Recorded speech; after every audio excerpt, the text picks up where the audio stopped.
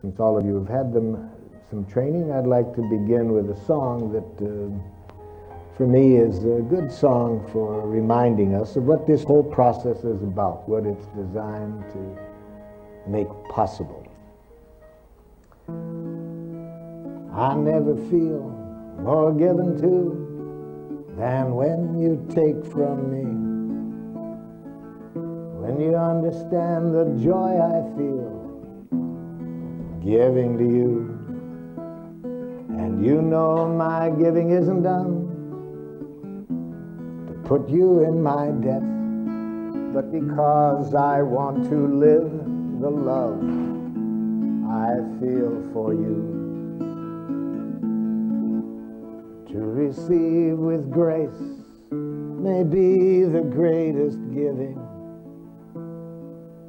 There's no way that I can separate the two. When you give to me, I give you my receiving. And when you take from me, I feel so given to.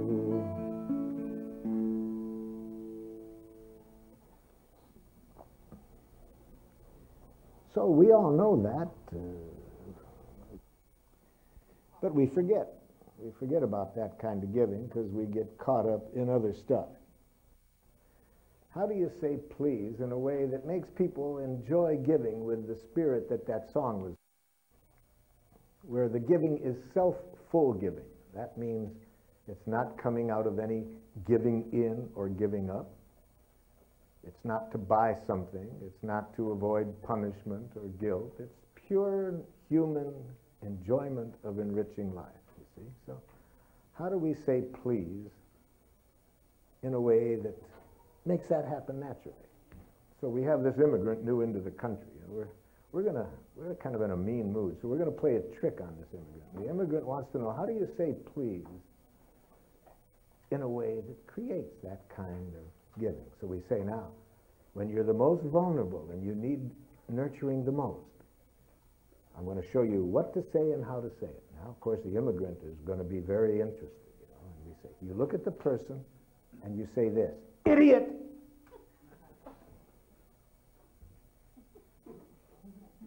Wouldn't that be a cruel trick to play on somebody? Yeah. Really, when you're the most vulnerable, it's been played on us.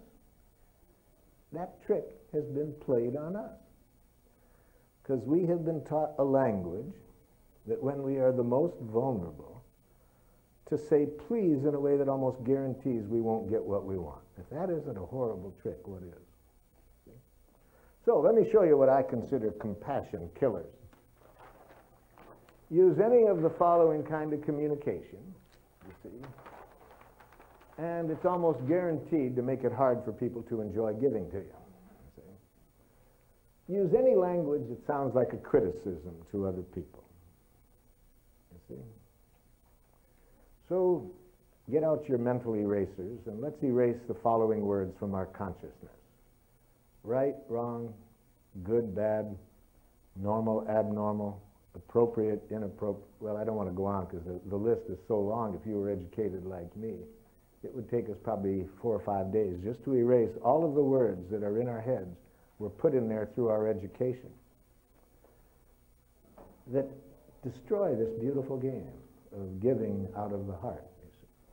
So every word coming out of our mouth that implies wrongness to other people, that sounds like wrongness to them, almost guarantees that we will not get what we want, you see. Whether it is a crude judgment like idiot or a more sophisticated one like, don't you think it would be more appropriate for you to consider other people's needs once in a while? Which of those two would you prefer if you were on the other end? Yeah, me too. I sometimes think it's just because I was raised in Detroit, but no, I find other people prefer Detroit style to nice criticism. And anything that people hear that sounds like a demand, you see, it destroys the beauty of giving. How sad that we have been taught to use any of the following tactics, because if we use any of the following tactics to influence people, to whatever degree they carry a trace from the past to this moment about any memory of our having used these tactics, it destroys their natural capacity to give to us in the way that song was about. See, so to whatever degree a person remembers being punished by us in the past, to whatever degree the person sees us using rewards to get them to do things, to whatever degree a person associates us with shame or guilt induction, they recall us in the past trying to make them feel guilty or ashamed for what they've, when they haven't given to us what we wanted. Or to whatever degree we have used concepts of guilt, duty or obligation to get people to do things, you see. To whatever degree people carry a trace of that, it destroys what that song is about. It just makes it impossible for people to give with what is a natural way of giving, you see. So, we're here for a couple days to deepen our ability to remember what needs to be communicated between us and other people, just to make this natural giving happen naturally. And to remind you all, I realize you've all been in trainings before, essentially what it requires is that we communicate two things to people. What's alive in us? This is just another way of saying the question, how are we? Giving requires constant feedback about how we are, you see. So nonviolent communication is designed to keep our attention at that level. We have been educated to work for extrinsic rewards, not to look at whether what we're doing is serving life, making life wonderful, but whether it pleases the authorities.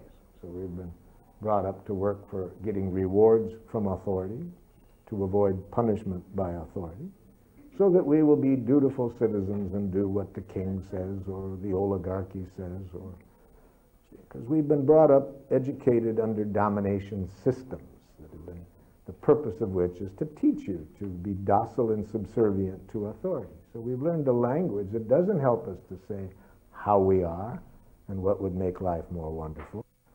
So how do we say this simple thing, how we are and what would make life more wonderful? Nonviolent communication identifies four things that, when we get fluent exchanging this information, communicates clearly how we are and helps us to understand how others are. It helps us to communicate to others what would make life more wonderful for us and hear from them what would make life more wonderful for them. And it has been my experience that when there is the flow of that information and nothing else, those compassion killers don't get mixed in. When we just have a flow of communication of how we are and what would make life more wonderful, we can resolve any conflict so everybody's needs get met without any coercion or violence being necessary. If we can just maintain that flow. So we'll have 2 days to practice that in challenging situations. And let's think of such a challenging situation where it's hard to maintain this flow, okay? Maybe the person that you are thinking of says please in the idiot way. When they're in pain and they want something from you, they say things that makes it hard to give to them. And as you know, I like to use the symbol of jackal language for such language. A language that makes it hard to give naturally. A language that makes it easy to hear criticism, judgments, demands. So maybe you have in your life now, at home or at work, somebody who speaks this language. Now that makes it a real challenge to end up with both parties giving from the heart. So, can you speak nonviolent communication with that person, no matter how they communicate? Can you keep this flow going? And you also know that I like to use the symbol of giraffe language for nonviolent communication, because giraffes have the largest heart of any land animal, and Nonviolent communication is the language of the heart in the sense that the core of it are feelings and needs, which is the best way I've ever learned to describe what is alive in us at this moment. What is in our heart at this moment? Feelings and needs. So, everybody got such a person in mind? Write down, let's start with a hard-to-hear message from this person. Write down what this person says when they're trying to say please, but unfortunately the person only knows these self-defeating ways of saying please. So they say things that make a real challenge for you to put on giraffe ears and hear the please behind the message. So write that message down to begin with.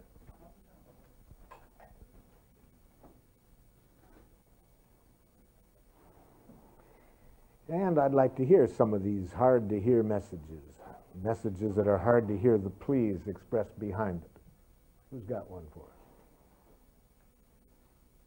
Yes, what's the hard-to-hear message? This is what they say to me. That's what they say to you. You are not the king. You act just like Dad. You are not the king. You act just like Dad. Mm-hmm. Yes. Was that news to you that you weren't the king? Oh, I see. So that's what made that hard to hear. You thought you were the king. Okay. I know. Other hard to hear messages, yes. Parents are to be seen and not heard. Parents are to be seen and not heard. Oh, I like that. The child said that? No. The school. Oh, my goodness. So this was school authority saying that to you? Parents are to be seen and not heard. I know what I'd say back if I didn't have my giraffe ears on. I'm going to show you that parents are obscene when they're not heard. I can easily give a jackal response to almost any message. It's the giraffe ones that are a challenge for me. When people need empathy the most, they're communicating in the ways that you all showed us. Every one of those statements, I would say, is a classic example of somebody who is desperately needing empathy. Now, as you know, what we mean by empathy is that you hear at that moment that they say that, what they are feeling. That you see the needs of theirs that are not getting met. That's all you see in that message. At this moment when they say that, that's all you can see. And to do that, of course, you have to have your giraffe ears on, because with the giraffe ears on, this technology screens out any criticism. You cannot hear criticism with these ears on. As soon as these ears go on, the heart starts to flash. You see only the heart. So write down what you say to this person when you have the ears on.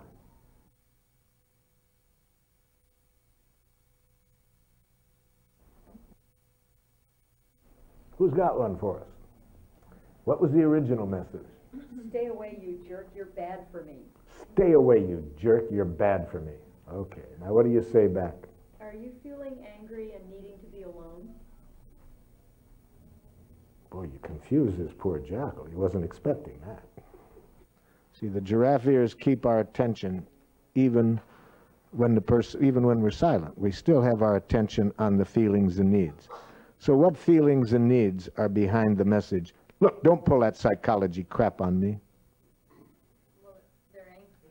Perhaps. We don't know. See, be careful about ever making these statements in a declarative way, like they are. But I would guess that the person might be angry. And what might the need be behind this statement, don't pull that psychology crap on me? Pardon? But don't manipulate me is not a need, that's a diagnosis, manipulate. See, but what would be the need behind don't manipulate me? What would the person be needing if they were thinking that we were manipulating them? They would need to know that I'm the same human. They have a need for equality. to be treated equally, not to be treated like they're a patient being interviewed by a psychotherapist or a student being questioned by a... Yeah, so the person has a need for equality. Now, if the person sees in your eyes what will be there, if that's where your attention is, your attention is on they're perhaps angry because they have a need for equality that isn't being met. That's very powerful, even if you say not a word. But if you hear that as an attack, you will have different eyes. Whatever you say next will come out of a different energy if you hear any criticism in that. Okay? Some others. Yes? My original statement was, don't be ridiculous, I'm fine. Don't be ridiculous, I'm fine. So my answer to that, my response would be, are you worried because you're needing more respect for your privacy? Yes, and you know, you have no respect for anybody's privacy, you know. You just come barging into everybody, and I'm not the only one that thinks that about you either. So it irritates you when I question. No. Never connect yourself with the other person's pain. It irritates you when right into the jackal's jaws when you do that. You see. So let's do it again and get that poor baby giraffe out of that jackal's jaws. Try it again. I'm feeling irritated. Because?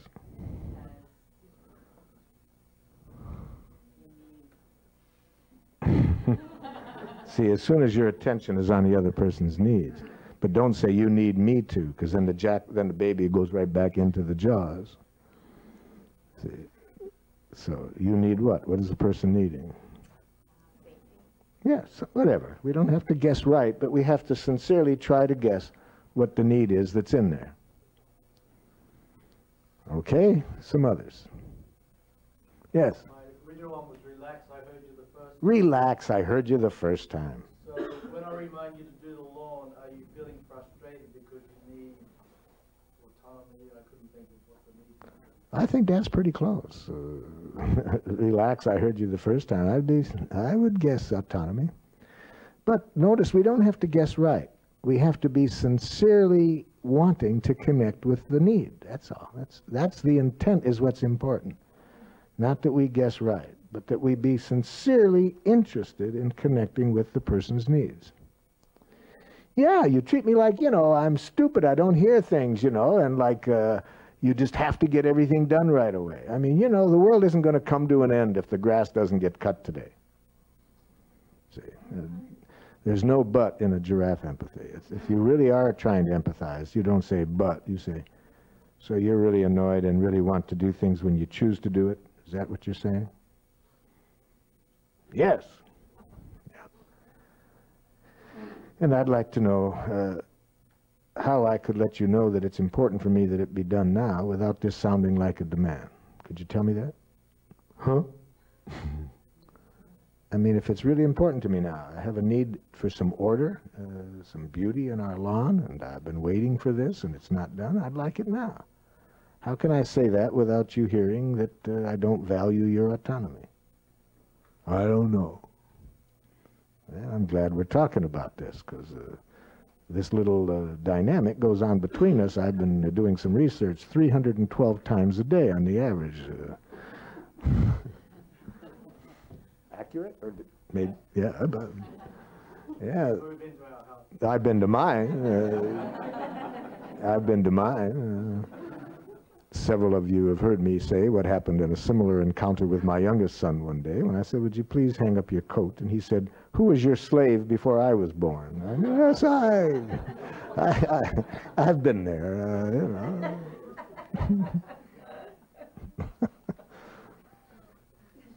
Yes. My original statement was, you are being rude and angry with me right now.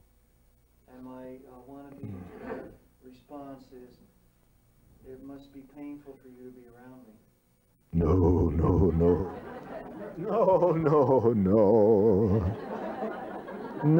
No, not. See, if you have giraffe ears on, you can't for 1 second imagine that you can be a source of another person's pain.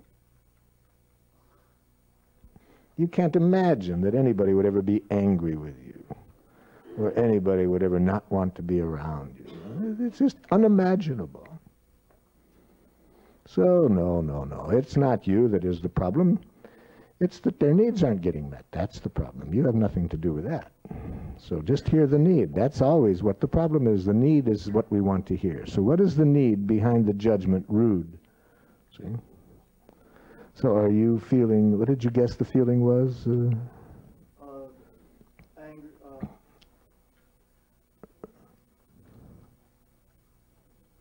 that they want to get away from me. No, nobody would ever want to get away from you. See, that's a strategy. Even if they wanted to get away from you, that's not the need. We don't go to strategies until we've heard the need. So, first the feeling. What might they be feeling? Guess again the feeling. Withdrawn. Well, that's what you're judging them as being, but it's not how they're feeling. What are they feeling when they say you're rude and so forth? Anybody want to help him out? What? Are you feeling hurt because you are needing? What might the person be needing behind judgment like rude? Are you feeling hurt because you're needing some understanding? Of course I am, but you can't give it to me because you are so preoccupied with your needs. My needs just don't matter. And why is it that I always end up being in a relationship where my needs don't matter?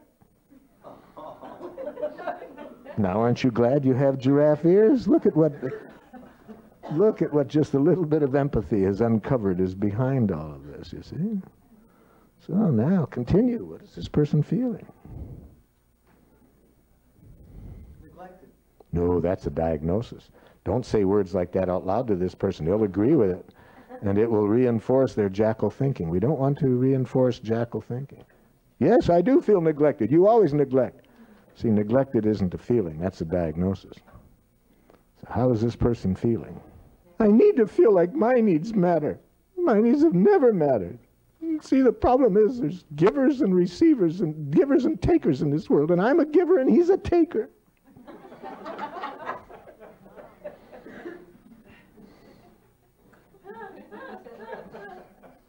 Oh, let's see you laugh when you're in his role. Yes, yeah. Oh, you've heard it a few times. Yeah. Other people's jackals are always funny.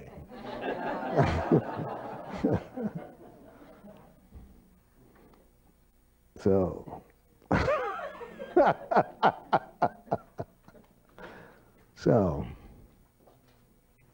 just repeat back. The person now pretty much saying what their feelings and needs are. What are they feeling and needing?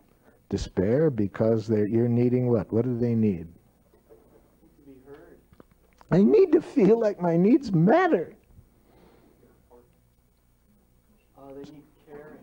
Just repeat. Now they're pretty much down to it. Now just reflect back in pretty much the same words, you see. Even by guessing wrong a few times, we've helped the person get clearer what the need is. So now we just have to confirm for them that we've heard it. And to us, Someone to hear you, to care about you? I need to feel like I'm valued, that what goes on in me matters. Well, what goes on in you does matter. No, too quick.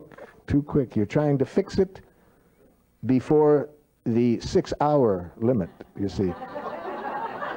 A giraffe never tries to fix the other person's pain without a 6-hour delay that gives the other person all the time they need to have their pain fully understood before you try to fix it. So you're going much too quick to trying to fix it. This person still had lots of depth of pain to go through, needed to say more. But when you turn away from their feelings and needs and start to make it better, you make it worse. So you're saying you need me to care about Not you. Keep yourself out of it. When we hear feelings and needs, we don't appear in it. So you're needing to feel like you matter, that your needs matter. Yes, it's been my whole life. I've never had it. Why is this? So it's painful because you have a need to understand what happens that goes on that makes this happen all the time. Yes. See, they may have a lot more to say. So jumping too quick into fixing things cuts, perhaps what they're about to get to is the most important part of all. I'm understanding that I need to keep my head down as a target. No, you need to keep your giraffe ears on. Then you won't hear any aggression coming at you. There is no aggression. All that's coming at you ever from other people is please or thank you. That's the only two things that human beings are ever saying. Please and thank you. And both of them are precious messages if you hear them accurately. The thank you is a celebration of life. Life has been made more wonderful. The please is an opportunity to make life more wonderful. So, life for a giraffe is constant celebration. We're either celebrating how life has been enriched or how it can be. You see, all giraffes like to do is play. Marshall? Yes. On that, I get stuck because I can do it one layer, maybe two layers, but then I'm like, want to jump in for the fix. But it's like I don't know how to go to the next level. I think I understand it, and I don't know. I almost feel like I'm repeating the same question, so you're really frustrated because you're... I think what you will see in this sequence, we weren't repeating anything. Each time we said something, they went to a different message. So there was a different message each time. You see, it wasn't the same. The first one was, are you annoyed because you're not getting the attention that you would like? Something like that.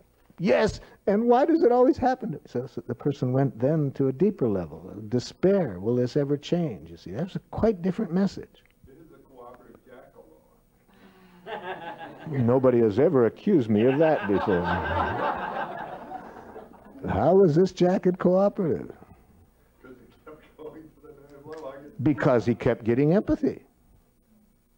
You see, as long as this person was getting empathy, they naturally see what else is going on inside. You see, so no, that's going to happen with any jackal if they get the empathy. Okay, let's see where it goes. I'm listening, Jackal. You're listening, jackal. Okay, so now let's say we've stayed with it and through a few more messages and just hear how desperate this person feels to get their needs, feel like their needs matter. Okay. Now, so when a person's in pain and we have giraffe ears, we guess that the first thing they want, the need that they have, is empathy, understanding for what's going on in them. And now, how do we know whether they've had enough of that? Well, if the person's had the empathy they need at this moment, first of all, it feels good. Oh, wow. Just to have somebody hear you without giving you advice, without criticizing you, without them taking it personally. What a gift. What a gift. Martin Buber, the Israeli philosopher and psychotherapist, says it's the most precious gift one human being can give to another. The presence that empathy requires. Just that we still any reaction on our part, longing to just stay with the other person. We don't push down our feelings. It's more that we are fully attending to them. What a gift to give to another human being. But now, let's also look at how to help the other person after the empathy, after we see that they feel good right now. It hasn't solved the problem. I don't mean feel good that everything has been solved. I mean a relief that somebody is hearing me. And that's one sign then, this relief. The other, notice the person stops talking now. They don't seem to have an urge to continue. But even then, we have to be careful. They might still have more. So before we move to the next step, we say, is there more you'd like to express, to be heard? And we're slow to get away. You see, we're not in a hurry to get past this. No, you understood me. Mm-hmm. Okay, now we move to the post-empathy request. After we always assume that the first thing the person wants is empathy. Now, what form, that takes some guessing sometimes. Sometimes the person doesn't need us to repeat verbally. Sometimes they just can see it in our eyes that we've understood their feelings and needs. If that's the case, we don't always have to say it out loud. But sometimes they need it. So we have to learn by guessing, and sometimes we're going to guess wrong. Sometimes we're not going to say it because we think we've understood. There's no need to say it out loud, and the person's going to say, well, do you understand me? Say something. Oh, okay, so are you feeling because you're needing? And sometimes we're going to do that. Are you feeling? I don't need that now. I need an answer. Okay. So we'll guess wrong. That's okay. But now, after the empathy, we need to help this person get clear what they want from us after the empathy. See? Now, if the person's been real vulnerable, very often what they want, and seldom know how to ask for, is this. If they had a giraffe consciousness, after making themselves this vulnerable, they would say this: I need you to tell me how you feel right now, now that you've heard this. I need to see what's alive in you, how you feel, what your needs are.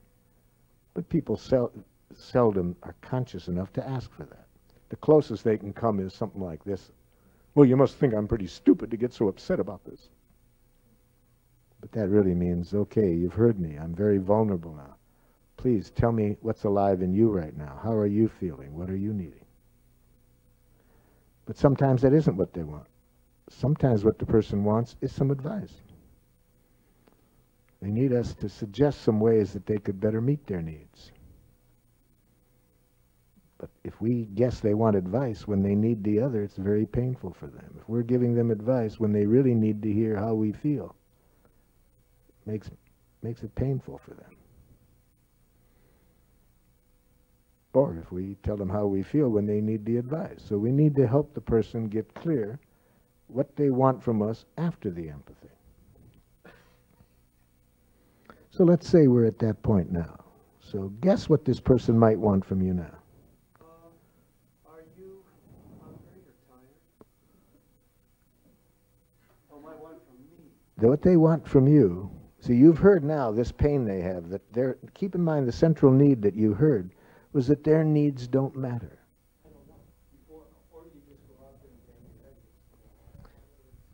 Well, let me see if I'm understanding what's going on. Sounds like a lot.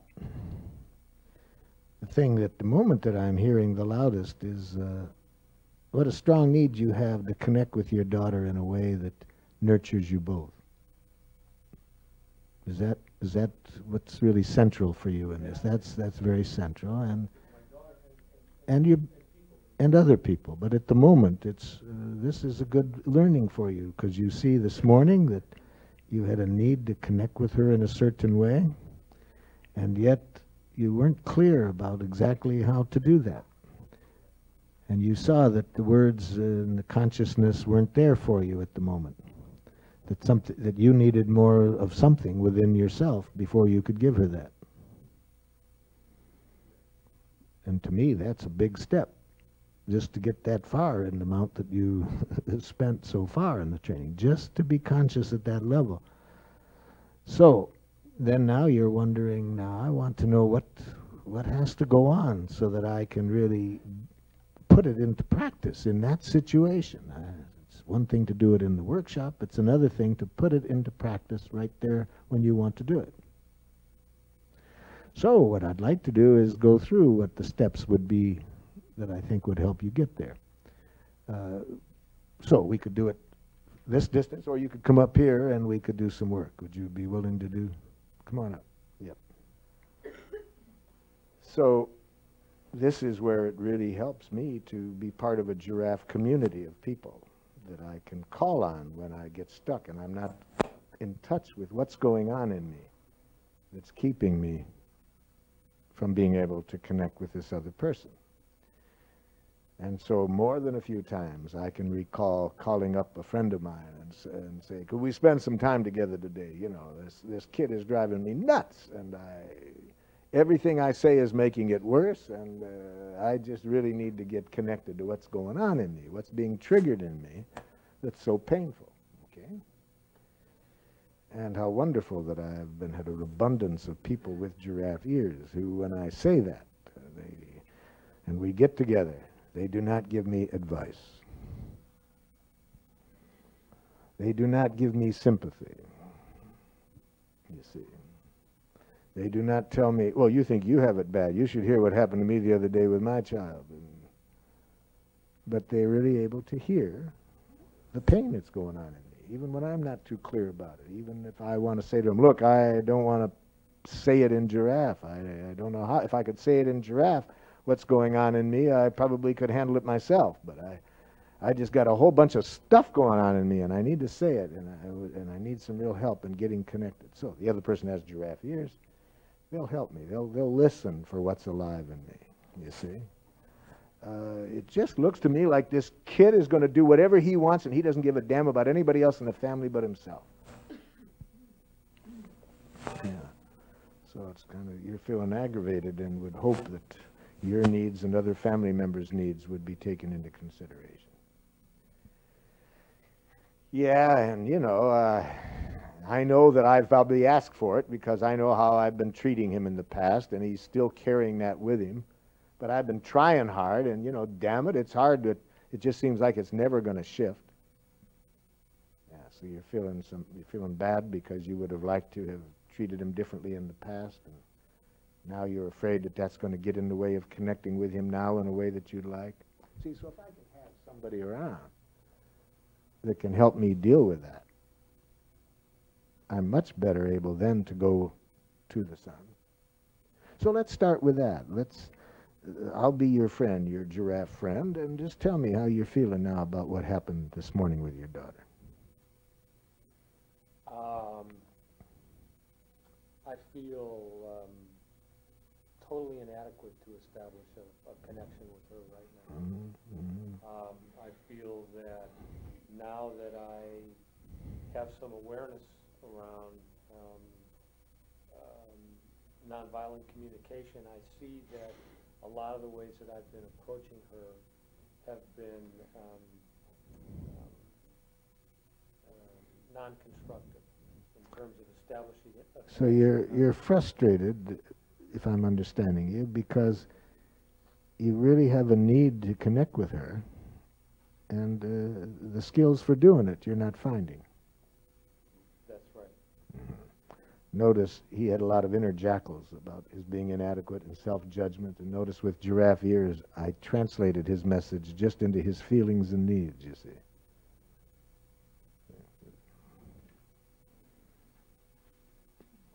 Okay. So the crux of the issue for me with her is that I can see that she's at a point in her life where she can move into self-destructive. So you're scared. See, he's giving me an analysis, and so I'm not hearing his analysis. I'm hearing his present feelings. I keep my focus on what's in his heart right now. The more he's up in his head analyzing, see, the farther from being able to resolve this he's going to get. So he's a baby giraffe. He's still thinking and analyzing. And I'm helping him by just hearing what's alive in him now. He's scared to death. You really want to protect her from any harm that could happen to her from what she's doing. Right. And how painful it must be not to know skills for doing that right now. Right. Yeah. Yeah.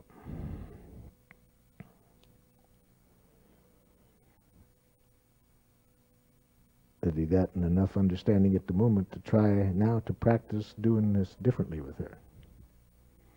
Or is there more understanding you'd like?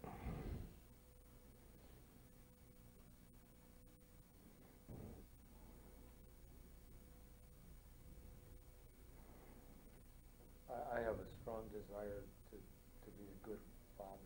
Oh, be careful of that one. Didn't you hear my definition of hell? It's to have children and think there's such a thing as a good parent.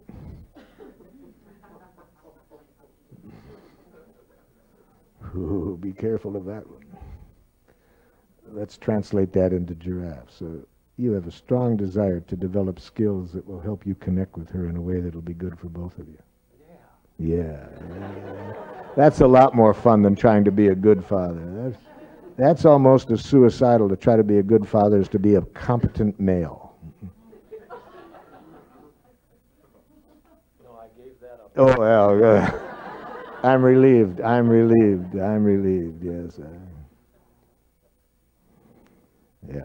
Okay, so now you're her, and I'll be you. And I'll be you with giraffe ears. So you be the daughter, and what did she say at breakfast?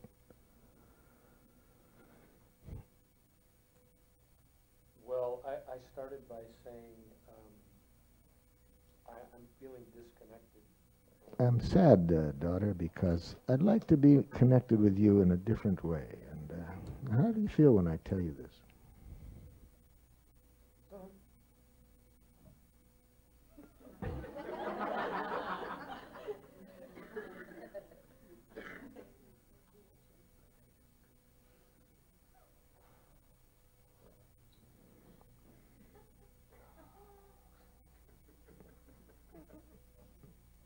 Now, my silence is because her behavior stimulated in me a lot of stuff that makes it hard for me to hear her. I'm starting to feel hopeless already. And what's going on in me is, oh shit, I'm not going to be able to connect with her. And I'm getting angry at her, I'm getting angry at myself. So I'm doing a lot of work on myself right now.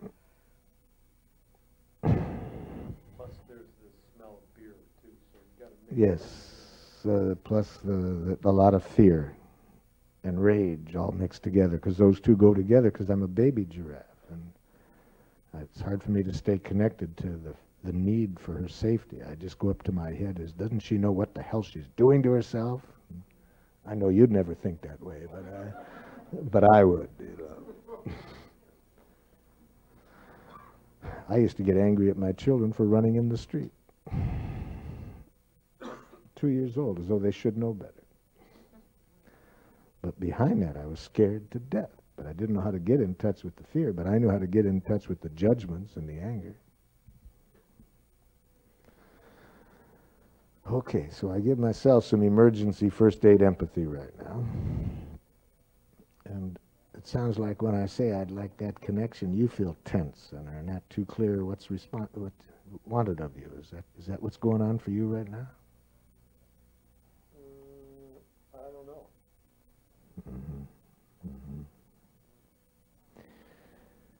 And now I'm worried that you're really annoyed and just would like me to leave you the hell alone, and I'd like you to tell me if that's going on.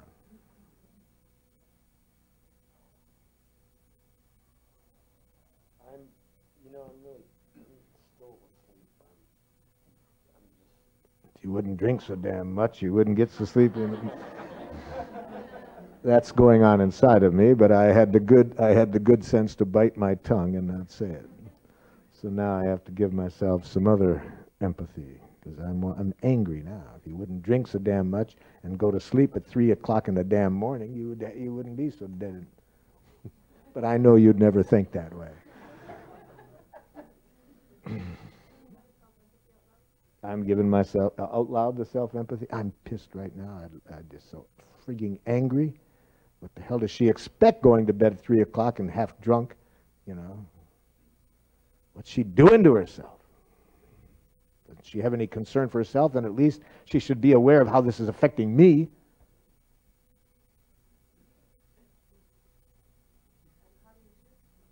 I try now that I've enjoyed the jackal show in my head. See, I call that part the jackal show. And enjoying it, I don't think I should think differently. If it's in there, it's in there. So I just enjoy the jackal show. If I want to really make life worse, I'll tell myself, if Marshall heard these thoughts going on in my head, he'd think I'm a terrible jackal. No, I don't. I don't say I should be a giraffe now and give her some empathy. No. I enjoy the jackal show that's going on in my head. And then I look behind the jackal show to what my needs are. And now the anger is fear. I'm scared. I'm scared to death for her well-being. I'm sad that I don't know how to help her. I feel powerless. Damn, this is hard. Damn, this is hard.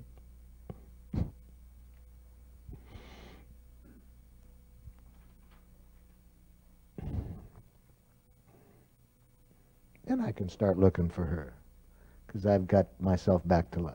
I'm really down in touch with myself. So you're really kind of worn out right now. It's kind of hard to deal with difficult stuff between us when you're feeling this tired.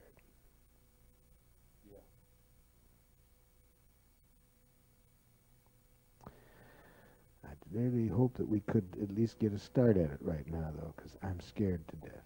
I really have a need for your well-being, and I'm scared with the hours I see you keeping, the drinking. And I'd like you to tell me if you're hearing any criticism in this. Well, you know, I really don't have the time right now to go into this. I've got to get going. I've got to get to school. Yeah, and so you're worried partially about school, want to get there on time. And if that's all that's going on, I'm quite happy to set another time for us to continue this. I just need to know, though, whether you would be willing to look at this relationship between us when you have time. Sure. Okay. Now, it's this evening.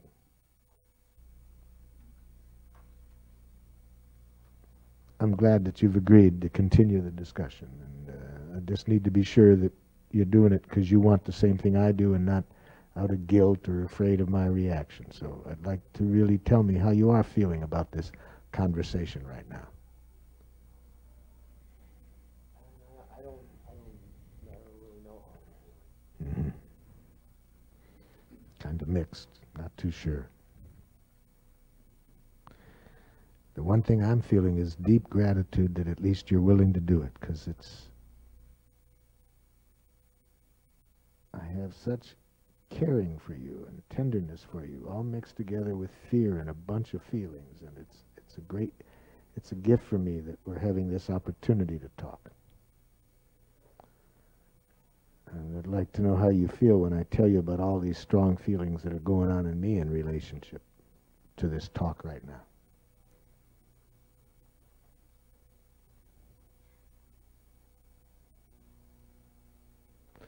Notice I seldom, if ever so far in the dialogue with her, have used more than 40 words before asking for a reaction. And those 40 words were mainly to tell her what's in my heart, and as soon as I did, I elicited a reaction.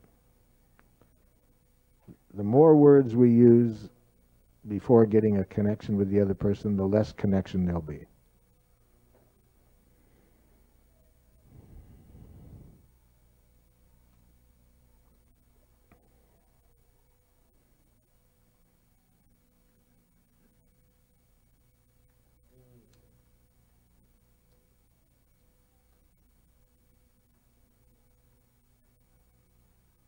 Well, I'm glad you care about me.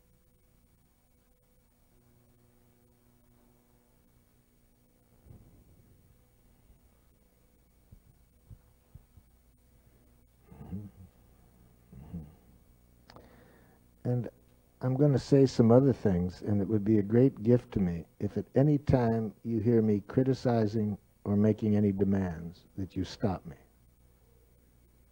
Because that will not be my intent. In no way do I want to criticize you.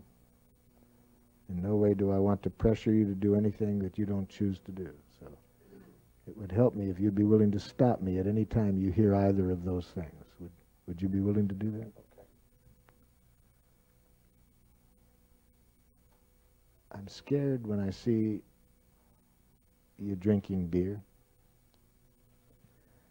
For many reasons. One, just your physical health. But more than that, I'm scared that you've got some pain inside and you're dealing with it through the beer. And if that's so, I would really like us to find another way of dealing with the pain. And I'd feel relieved now if you'd tell me what you hear me say so I can see if I'm making myself clear. Well, what I hear you say is that you're afraid that I may be dealing with my pain and confusion by staying out late and drinking beer. Thank you for hearing that, yeah. And that if that's so, I'd like us to find another way of dealing with it. How do you feel about that? Oh, I don't really think it's that big of a problem. I don't see what the big deal is, really. I don't think it's a problem.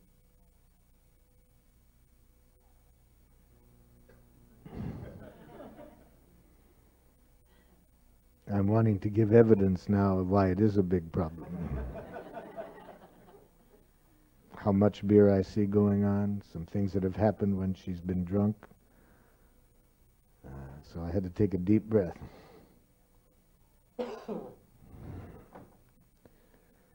So it's kind of frustrating for you now to deal with this, because for you, you're not worried in the way that I am. You'd like some trust that you can handle that.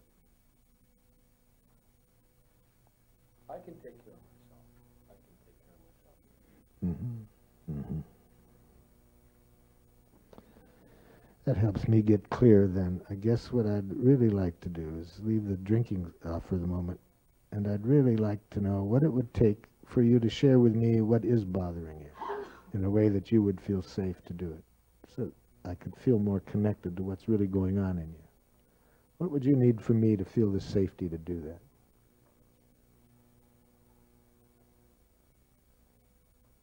Well, I'd like you not to talk.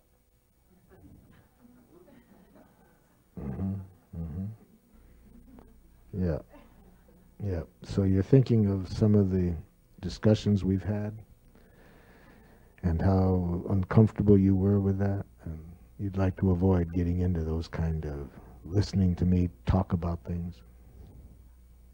I just feel with you, Dad, that I can never do anything right. I can't do anything right. Yeah. Yeah. And Yeah.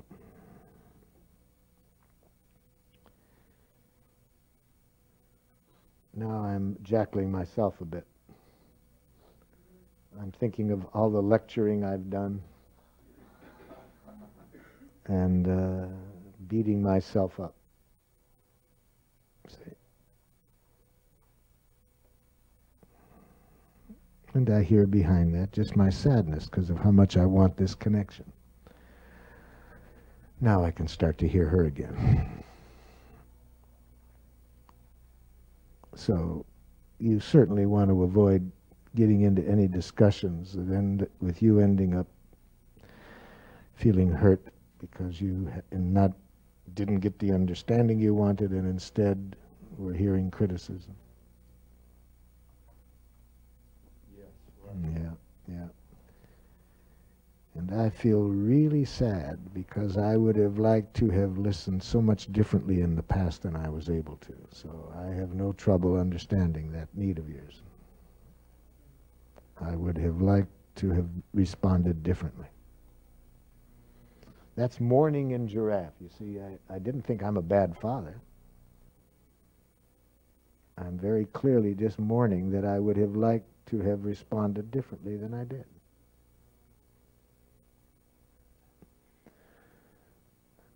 And I'm confident that I can listen differently than I did in the past. I can express my pain differently so that you'll get more understanding and there won't be the criticism. And I'd like you to tell me how you feel when I tell you I'm confident that I'm learning how to do that. I think that would really help. Yep. Okay?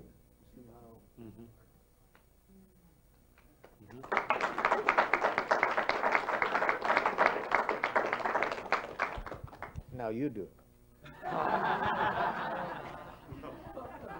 Well, first of all, let me say that I think the biggest aha for me when you were doing that was allowing the space and the time to empathize with my jackal. The part of me that was like, oh, geez, you know, the part, the anger, the frustration, the helplessness that I feel in not being able to reach her. And because I realized what I was feeling was, I should know how to do this. I mean, I've just invested in this seminar. Why can't I figure this out? Or so then it becomes a jackal beat up, what you were saying. And there was that needs to happen. The support for feeling all those feelings, the jackal feelings, need to happen before moving on into putting on giraffe ears? Well, it's putting on the giraffe ears internally, listening to the jackal messages inside, getting connected to my needs behind it. Oh. See, I'm glad that you're seeing the importance of taking our time, you see.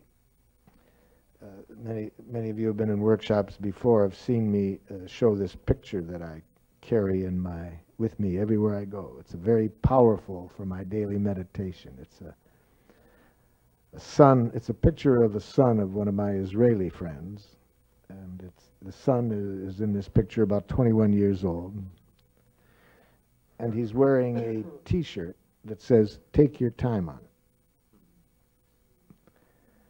And this was in a book that his father wrote about him after his death. He was killed in the Battle of Lebanon, and it was this picture was in the book, and it was the last picture taken of the son alive. And he gave me a copy of the book as a present, and when I saw this picture, I said, "Yeshua, do you have that picture? Could I have a blown-up copy?" He said, "Yes, I'd be glad to give it to you." He said, "Why?" I said, "That's very important to me, because that message, take your time, is one that I try to remind myself of daily. Take my time to come from an energy I choose to come from, rather than the one I've been programmed to come from." You see, it's so important to me. I need reminders of that. And then my friend Yeshua said, "Then you should know the rest of the story." I went to his officers afterwards and said, "Why did you send him into that? Anyone would have seen he was going to get killed." They said, "We didn't take our time to think." You see, so that picture has great power for me to remind myself, no matter what the conditions, take your time. Of course, I told you yesterday, I think the group was with me yesterday, that my oldest son wasn't appreciating this one time when I was listening to my own advice to take my time. We were in an argument, and I was trying to take my time to come from a different energy, and his friends were waiting for him. And he said, "Daddy, it's taking you so long to talk." And I said, "Do it my way or I'll kick your ass." I can say that quickly. He said, "Take your time, Dad. Take your time." People who know me in my jackal state are very patient.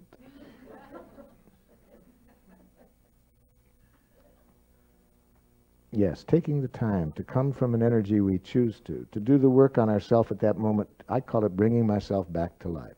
I know whenever I'm angry, guilty, depressed, or shame, I'm not alive. I'm up in my head jackling people, myself or others. I'm not alive. I'm not really connected to my needs or theirs. If I react out of that energy, I've never gotten my needs met.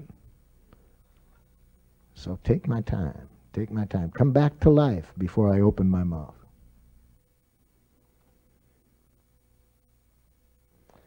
Okay, Dad.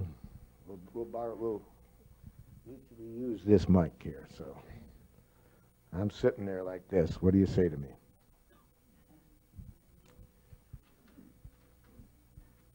Gabi, I feel sad and frustrated about my communication with you. And I have a need to connect with you in a new way, in a way that perhaps I haven't connected with you before.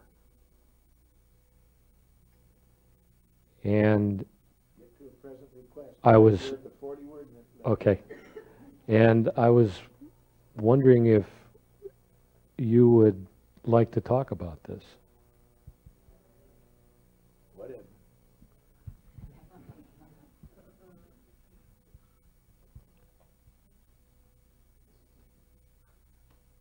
You know, I sense that you feel tired right now.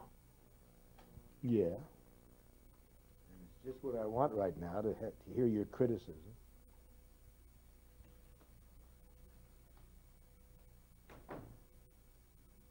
Well, I want you to know that I can. Empathy before reassurance. So you're feeling tired right now, and you're feeling that I might criticize you. Never hear what a jackal-speaking person thinks. So don't hear that I think you might criticize. Never hear what another person thinks about you. Hear what need is behind it. Hear only the needs behind it. So, yeah, I think you might criticize me, so translate that into a need. What is my need?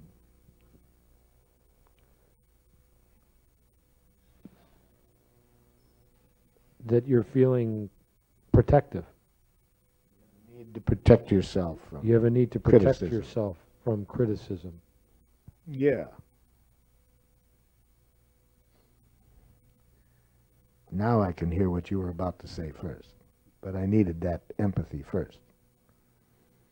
Well, I can appreciate that, and I'd like you to consider giving me the opportunity to speak with you. What do you want to say? I'd like to establish a new kind of connection with you.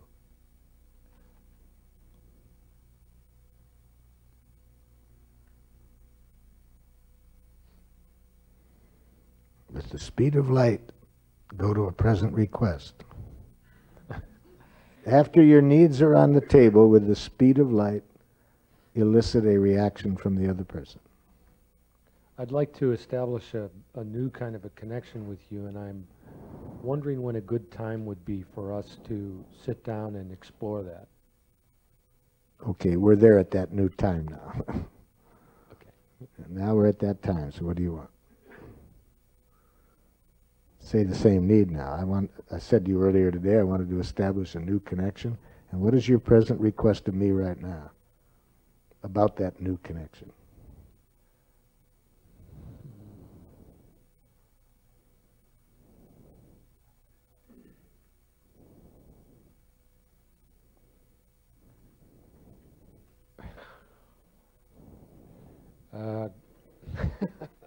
Let me give you several suggestions. I'd like you to tell me if you're interested in this, if that would meet your need.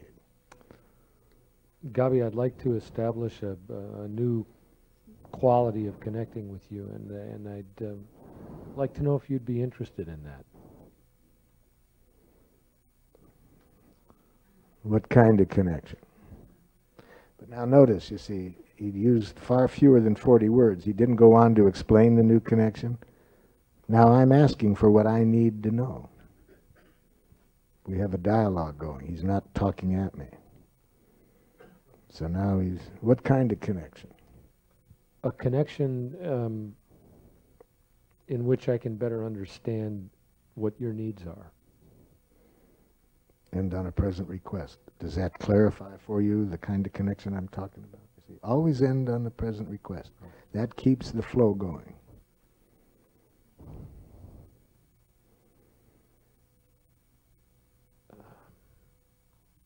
And I'd like you to tell me what some of your current needs are in our family situation. So I can be criticized again? You're always criticizing me.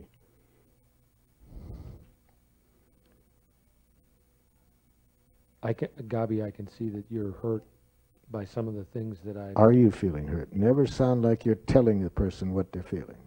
Are you feeling hurt? Not I can see. Are you feeling hurt? Are you feeling hurt right now? And always connect the other person's feelings to their needs.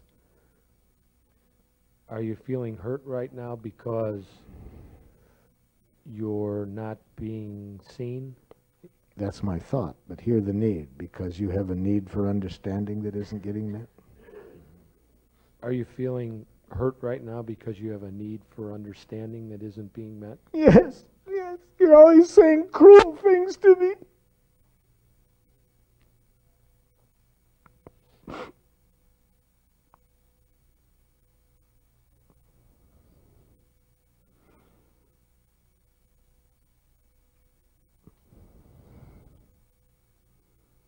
Well, I'd like to try to. No, enjoy my pain. No, enjoy my pain. See, now this is a good chance to practice the key ingredient of nonviolent communication, how to enjoy the other person's pain. Now, to do that, you must first release yourself from any responsibility for it. See, if you're sitting there thinking, oh my God, look what I've created, you're not going to enjoy my pain at all. If you think you have to make things better or heal this, you're not going to enjoy my pain. You're going to be in agony until you can fix it, and everything you do to fix it's going to make it worse. So you can enjoy my pain by trusting that there is a miraculous energy that works through human beings that can heal anything, if we do what is necessary for that energy to work through us. And what is it that we need to do to have that energy work through us? To remember the Buddha's advice. Don't do something. Be there. So the silence that I was getting back from you for the first few seconds there, that was more precious. Just that you didn't immediately jump in and say, but. Just that space where you weren't so scared of my feelings that you had to say something. Yes, that alone was helpful. But it would also be helpful to just stay with. Stay with. That's how that miraculous energy works through us, when we just connect with. And what I mean by enjoy the pain, of course, is not that we want the person to be in pain. It's really, what I mean is enjoying that that energy is always there to heal anything.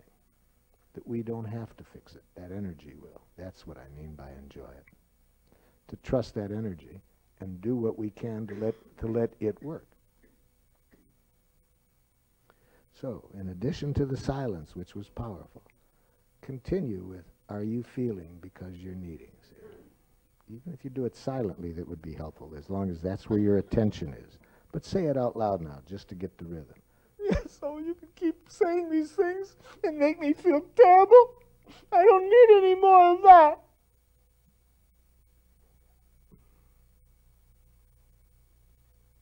Are you feeling hurt because you're needing some understanding? Yes, but you never give it to me. All you do is criticize.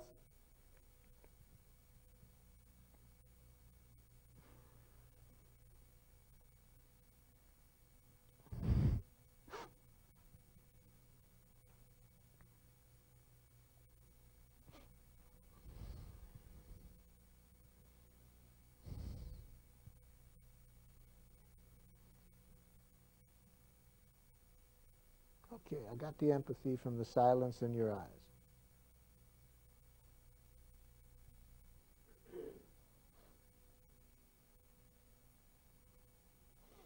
So you must think I'm stupid for getting so emotional.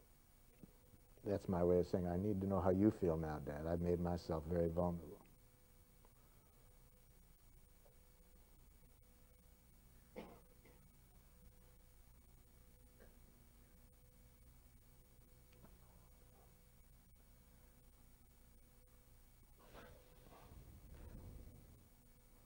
I really care about the way you feel, Gabi.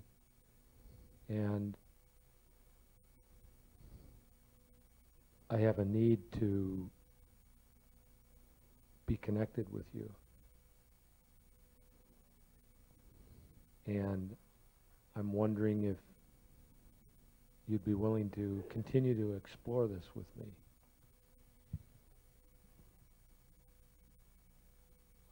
Yeah.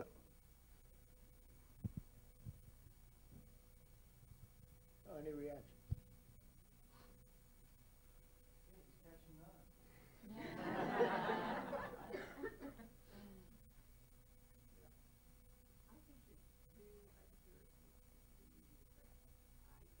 You want me to make him suffer a little bit more?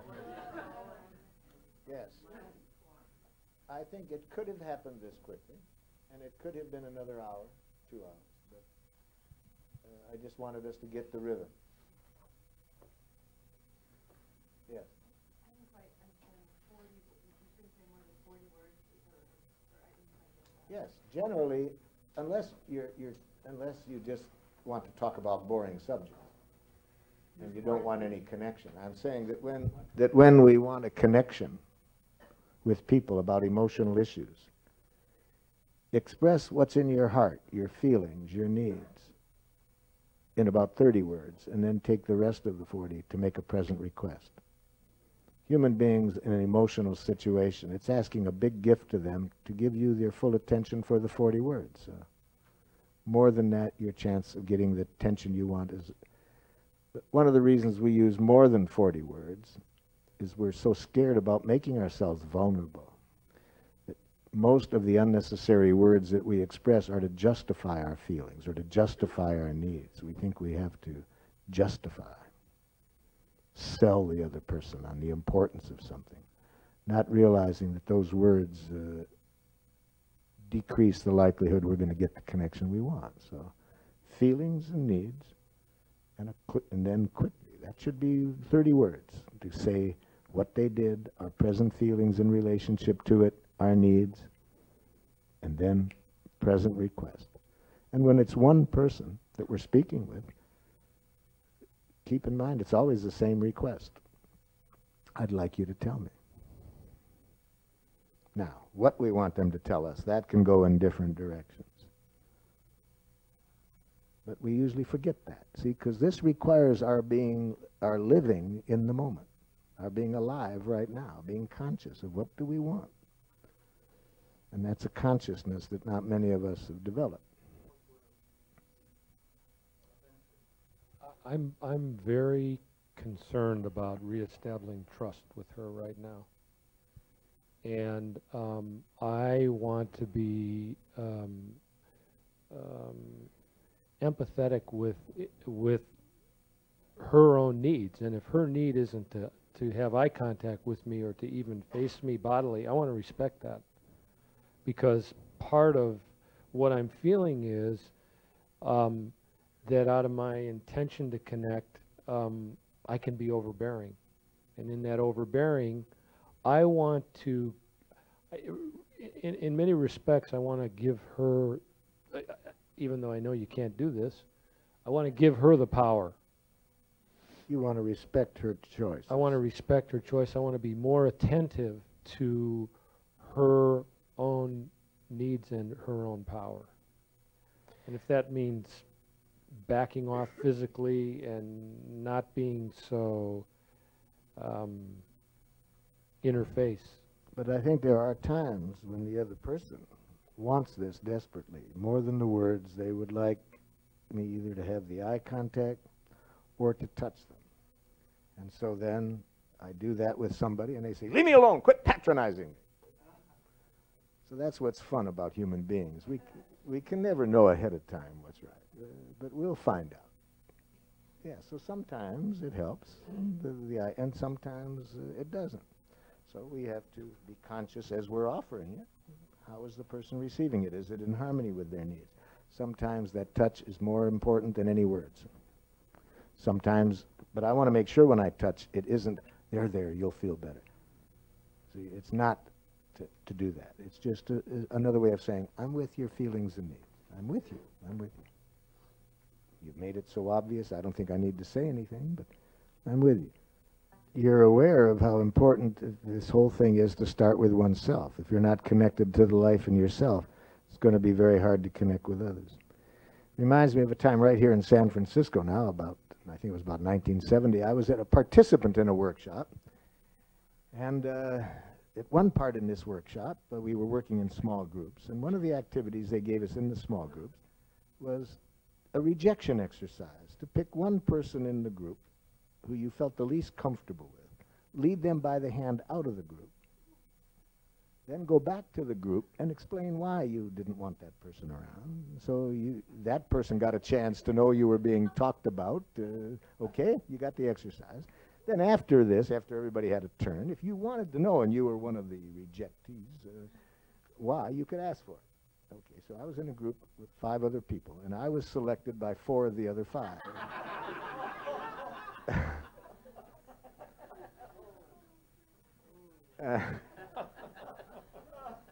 And I was curious. I asked the people the reason, and The first three, I knew how to handle it. I didn't feel bad about it at all, because what did they do? They said, you're an intellectualizer. You sit there, we never hear what you're feeling, you don't say much, and when you do, it's in the form of an analysis. So notice they're doing the same thing to me. See, when they say, you are an intellectual. So I was sitting there enjoying it, because I know how to deal with that. I was diagnosing what's wrong with them for being so insecure with my style, you see. But the other member, the fourth one, was a young man, and I wish over the years I had known his name to tell him how important this was to him. All he said was, I'm scared of you. I'm scared of you when I never hear your feelings. And that probably was one of the biggest gifts I got. So I'm saying this only because I can tell you for about the next 6 months, I envy your 12-word feelings, or 6, or whatever you said, because I think I had 2. I feel good, I feel bad. I mean,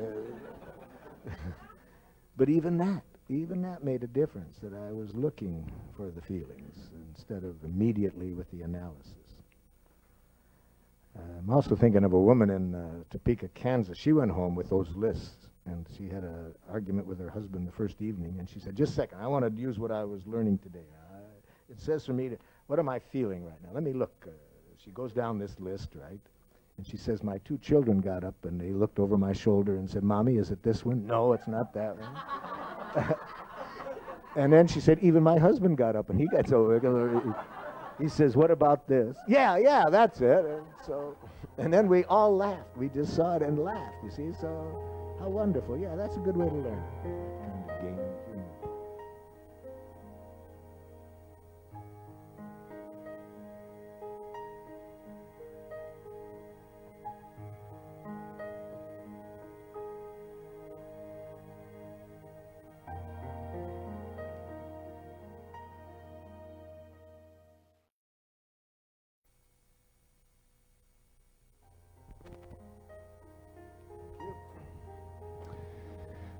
Okay, now who is the other party in this?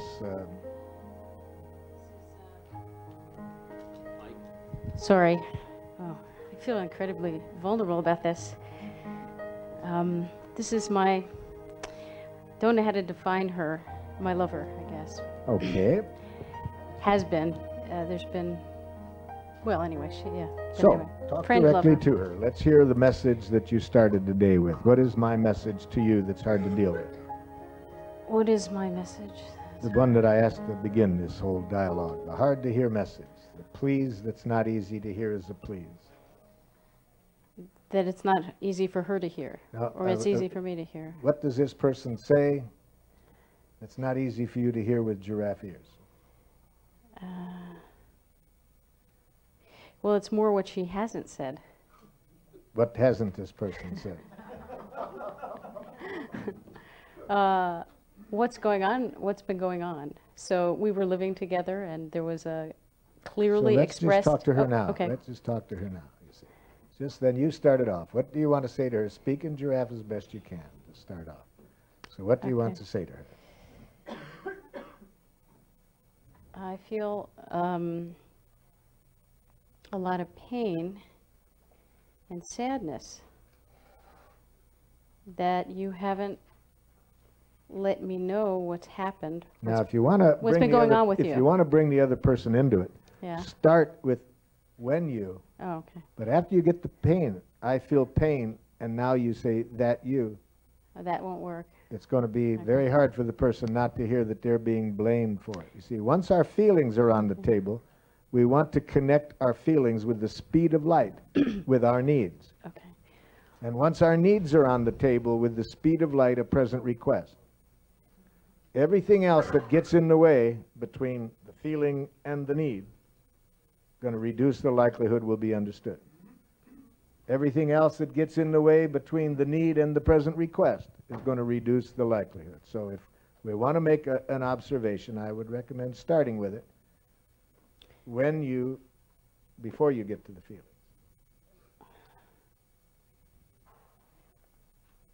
Okay, I'll try.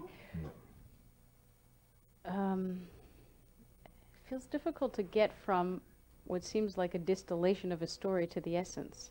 Yes, and that's good practice for us all, because most of the stories we tell get in the way of our getting what we want. Right. especially if we want understanding for our present pain and we think we have to tell our listener what happened in the past. By the time we get to the present pain, they're asleep. Yes. We don't need to talk about what happened. We need to talk about what's alive in us right now about what happened. That's where the healing takes place. That's where the connection takes place. So the fewer words for the observation, the better. The real focus of the message needs to be what's alive in us right now, our present feelings and needs. When you avoid... That's a diagnosis. Oh, got it. Oh, my God. When you... Oh. Maybe an accurate diagnosis, but it's a diagnosis. Well, the experience I'm having is... Now, what is my behavior? What's your behavior? Yes, that you're interpreting as avoidance. When you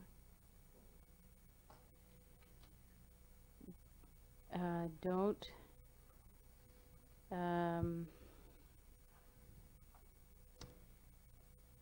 address... when you don't tell me. When you don't tell me why you're not following through on agreements. Now they got it. From now the past. That's or now intentions that now you if you want to now if you want to make life miserable for yourself, you'll document that by showing several times I right, did. I'm not. I would not recommend it. Okay. I think that that's more than enough talking about the other person. Okay. Now what we want to do is get to the heart of the matter. Okay. Now we want to go in your heart and say how you feel right now about that. What needs of yours are not met in your present request. We've used about 8 of the 40 words. Okay. Now to our present feelings and needs. I feel hurt. Yep. And not valued. Oh! No? I feel hurt. That's how you are interpreting this, that I the feel person hurt doesn't value and you. abandoned. Oh! I feel hurt and just feel hurt, huh? Okay, I feel hurt. Well, Okay. now if you're conscious, you'll see that 90% of your pain is not because your need isn't getting met in this situation. It's because you're interpreting it that you're not valued and you're being abandoned. See, most of our pain in a situation like this is not at the loss of our need not getting met. It's created by our images of what is going on. Well, actually, So if you carry an image of not being valued and being abandoned, you're going to really suffer. I'm actually not feeling it. It was more like a thought left over. Okay. So I Well, feel then hurt. let's not get it in there, because Okay. when these are not left over but they are present, I'm saying they create more pain for us. Right. And doubly the problem, if they say them out loud, the other person is likely to hear that as a criticism, and we're going to get further from getting our need met. So let's erase abandoned, Okay. not valued. Let's stay with the hurt. Okay. And now with the speed of light, connect that with an unmet need. I think I have to start from the beginning again. Okay? When you don't follow through. When you don't do what you say when you don't do what you said you would do Okay. with regards to our relationship. Yes. I feel hurt. Yeah. And what I want, Because I'm Oh, needing. oh, Don't go to oh. the request until you get the Because- unmet need. because I need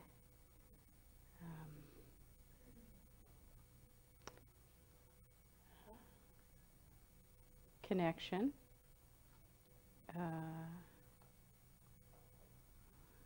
trust. Yeah, that is right. I need Trust. trust. And, Okay. I need to trust that things will be done when people say. Okay. And now to a present request, with the speed of light to the present request. and what I'd like is Yes.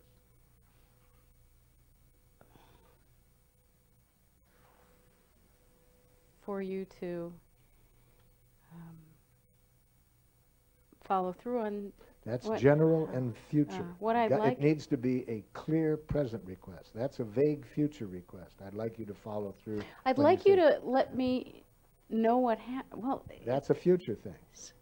clear, there's a lot that's come up, Yeah, but but that's she's not shared with me what it yeah, is. yeah, So but what I'd what's your like, present request? I'd like to know what's going on inside of Now you. we're getting there. Now we're getting I'd like to there. know what's So going on inside of we you. gotta get Your even more feelings, specific. what you're feeling. I'd like you to tell me, what do you want this person to tell you right now?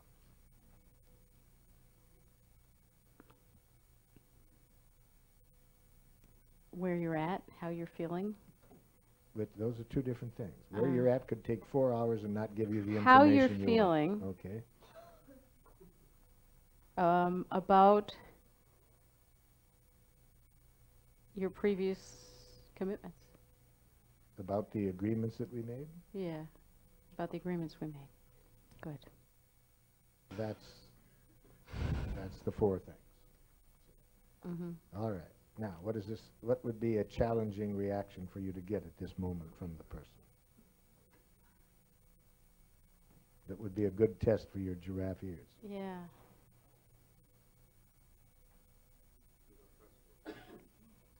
Well, actually, I think if I was that clear, it might not be too giraffe-y. But I maybe some, I don't know what I feel. I don't know. Okay, that's a good one. That's a real good one. I don't know. And of course, we know from the tone of voice that the person didn't hear you.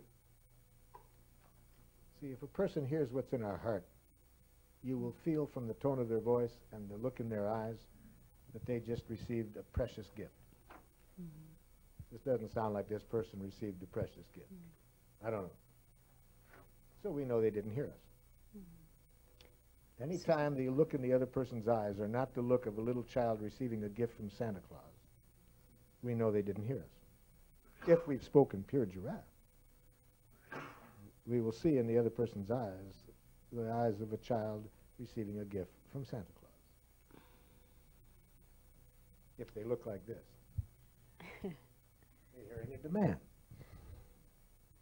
If they look like this, they've heard a criticism.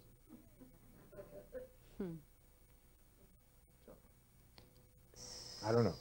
So, can I, no, not can I,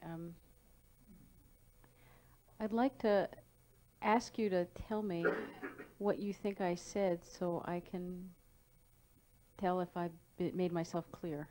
You said I didn't honor our commitments.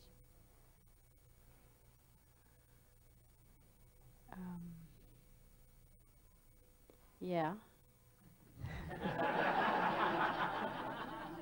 I did. Well, you did say that, but that isn't the main part you wanted her to hear. Right. See, if the person just hears that, then they Right. hear criticism. So the real important part, that's why I say the focus of our message, the part that needs to be the focal part of the whole thing is the feelings and needs. If the person is not connected at that level, you're not going to get what you want for reasons that you want. So It's that part which gives us power with people. When they see what's in our heart, that increases the likelihood that if they do what we ask, it'll be coming out of the energy that we want it to come out of. If they just hear the request, they don't see what's in our heart. They may be giving in, giving up, giving out of fear of punishment. So this person heard just your observation, that they didn't do what they said they were going to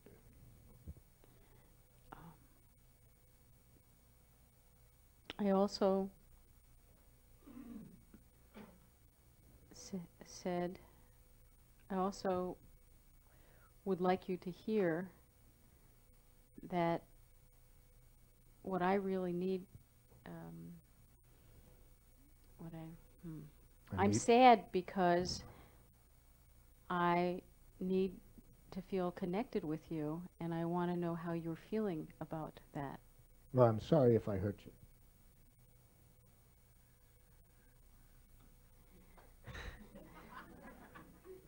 And Now you'll pay for it, see, until we clean that up. Because if the other person feels responsible for our feelings, we will soon be the biggest drag in the world for that person. It'll be more fun for them to be with a serial killer than us. So how do I do that exactly?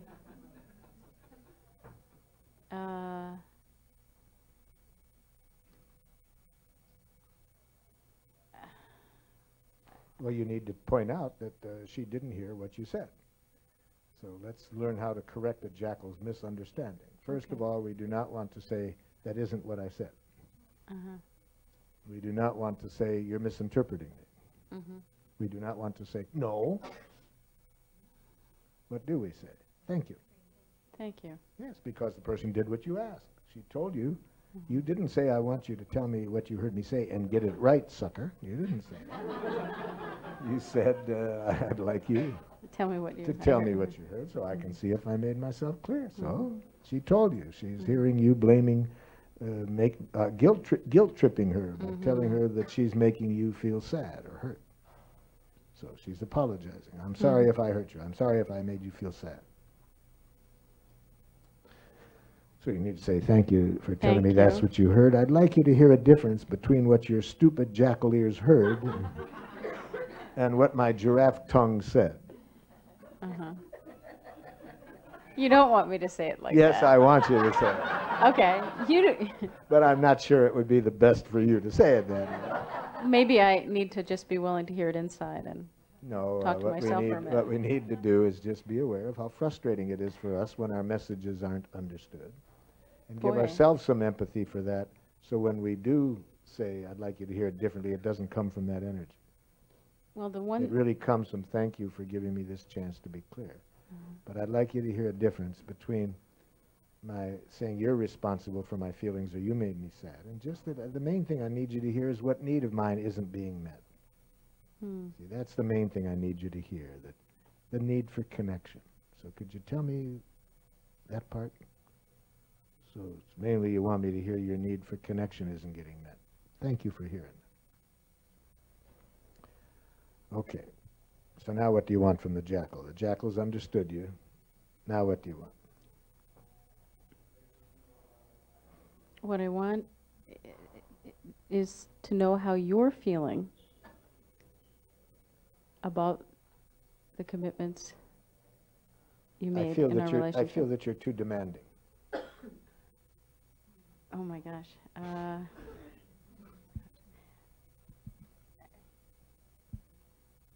Of course, if you had giraffe ears on, you wouldn't have heard that. Did you hear that she said that you were too demanding? I did. Ah, you got your giraffe ears on too late. So say it again. I'm going to try to listen with giraffe ears, see if I hear something else. I feel that you're too demanding.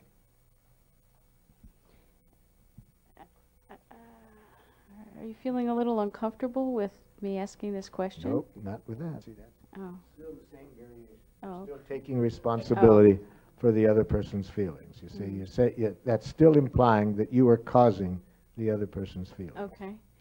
It's not good for the other person for you to reinforce that, because the whole culture in which they've been educated in reinforces the idea that other people can make you feel as you do. Yes. So you don't want to reinforce that. That's violent for everybody, to believe that you can make another person feel as they do. So let's try it again. Are you feeling uncomfortable because... Why? Are you feeling uncomfortable because I asked you? Oh, no. Wait, are you feeling uncomfortable because... So I can't say I. Okay, that's pretty clear. Never connect yourself with the other person's pain. Are you feeling uncomfortable because you need my need, because... No, the other person's. The other person. Because you're needing. Because you're needing... Wait a sec.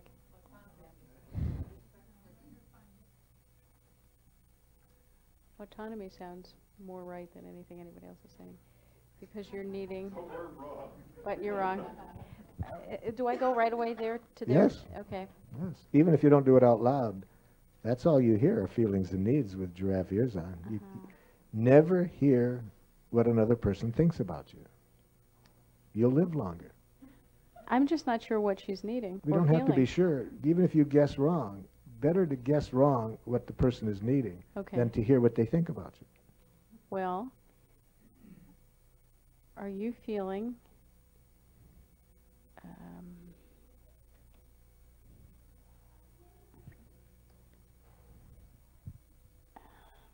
oh my gosh. When you, no, I don't want to say, gosh, this is what happens to me. I just feel completely Look what's paralyzed. happening to me. Oh, it's like this every time I'm like in the jaws. Yep.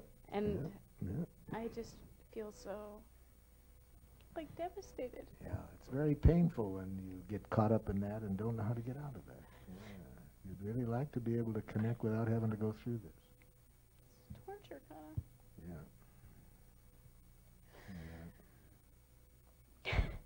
Yeah. Yeah. So let's, to give you a little different kind of practice, let me use some modern veterinary science and graft some giraffe ears onto this jack.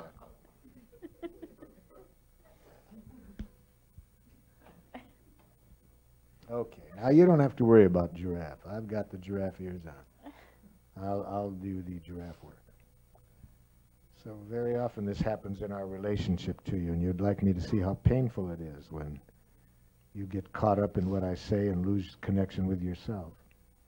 Yeah. Yeah.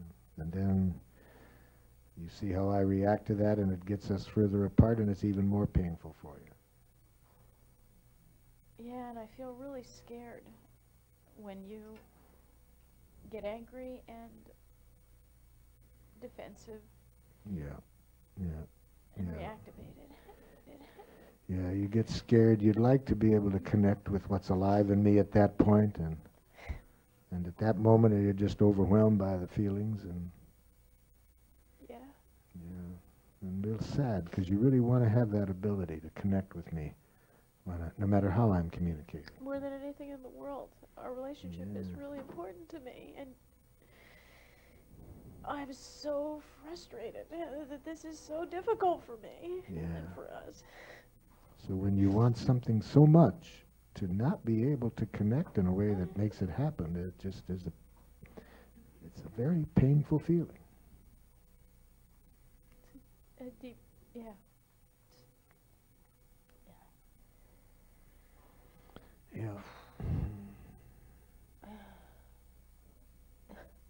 Feels like a suffering for me. Mm-hmm. Mm-hmm. Yeah.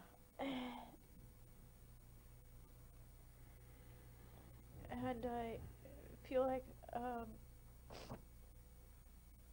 it's been so frustrating to have worked so hard, and I still don't feel like I have the skills or something that I need in order to effectively connect with you and not fall into this kind of place of collapse. Yeah. So as much work and energy and hope as you've put into trying to break out of this, it's discouraging, and you'd really like to have more results by now. Yeah. I feel like there's something wrong with me that I can't do this. Yeah, you get discouraged with yourself. You really want to understand what keeps you from being able to do this. Yeah, that's true. It seems like, there must be something I'm just not seeing. I don't think there's really something wrong with me, but somehow... But you would really like to learn from this. What's keeping me from doing this? Yeah. It's frustrating not to see what's keeping me from doing this. Exactly. As much as I want it, it's very frustrating, despairing even at times, to not be able to make the connection that will get you the intimacy that you need. Exactly. Yeah. You like me when I wear these ears, don't you? They're a lot better.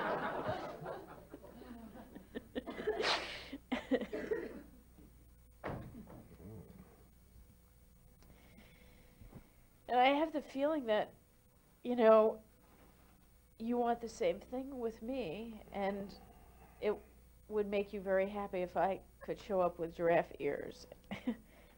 Well, Can you hear me now, or do you want me to hear you more? No, I would like to hear that, what you have to say. First, I'm very touched that you for that empathy. Yes, because I have almost word for word the same feelings that you just expressed, that I desperately want a certain quality of connection. And I too wish that I knew how to act to make that connection. And I wish, especially when I need empathy, I communicated differently than I do. Instead of saying the things that I do about when I'm angry, I wish I knew how to say those same things in terms of the pain that I'm really feeling behind those judgments of you. And I wish I knew how to say what my needs are at that time. And I take responsibility for how I say things. Certainly would put a test of anybody's giraffe ears to hear it. Wow. I feel very touched for you to tell me that. Yeah. It's been really painful. It's been so painful. And I really didn't know you felt that way. Yeah. You get so angry and frustrated and blame me. Yeah. Yeah. And you're so adamant about feeling like you don't think you should have to change anything. Yes, yes. The more my inner jackals tell me there's something wrong with me, the more I resist that and deny any responsibility. My inner jackals are brutal with me. I can hear that. And then when anybody else suggests that I get changed, then I am adamant about not wanting to hear that. It's hard to deal with hearing outer jackals when your inner jackals are making demands on you. Yeah. I can relate to that. Yeah. Yeah. Thanks.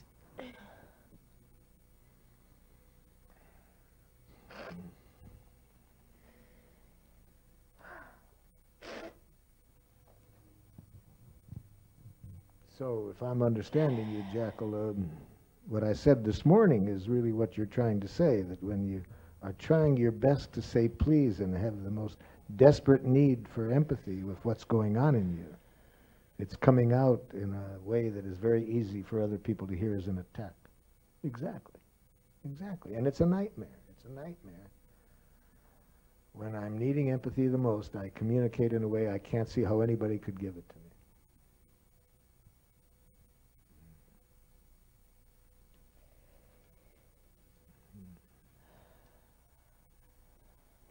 Well, I'd like to see if I can do it, Jackal. Would you give me some test of my giraffe ears? I'd like to see you at your jackal worst and see if I can hear the pain behind it. Oh, yeah, it'd be fun for me. Okay. So now you're the jackal. I'm the jackal. And I'm you. And I'm going to really try to put the giraffe ears on when you need it the most. But it's the hardest to do. Well, wait a minute. Am I me or her? You're her. I'm her, at her jackal. At her most jackalish self. Okay. And I'm going to test whether I can wear these ears under those circumstances. All when right. the jackal needs me to do it the most. Where's my seatbelt?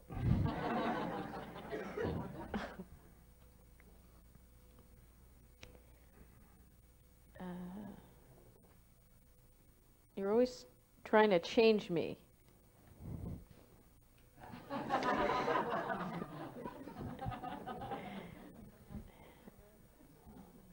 And manipulate me. And control me.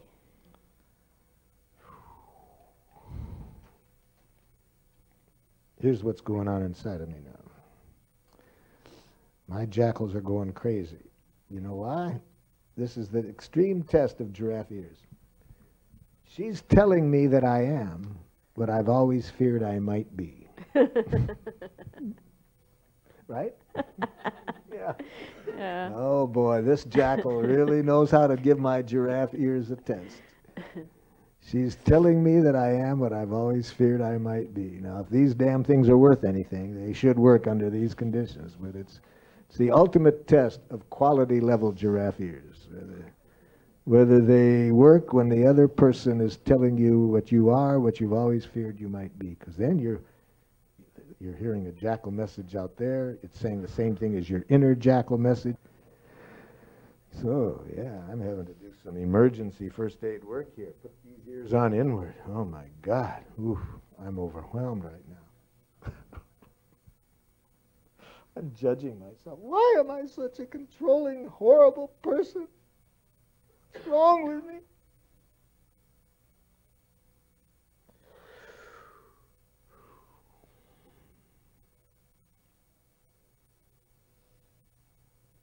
I can't even imagine what I'm feeling and needing behind this. All I can hear, I'm a terrible, controlling person.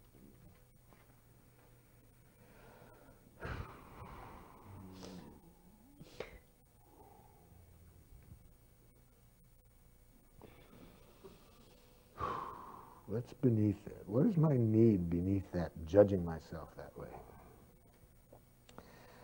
Yes, I really would like to express my pain in a way that doesn't feel oppressive to others. I really would like to be able to express myself in a way that others didn't stimulate this image that I'm controlling.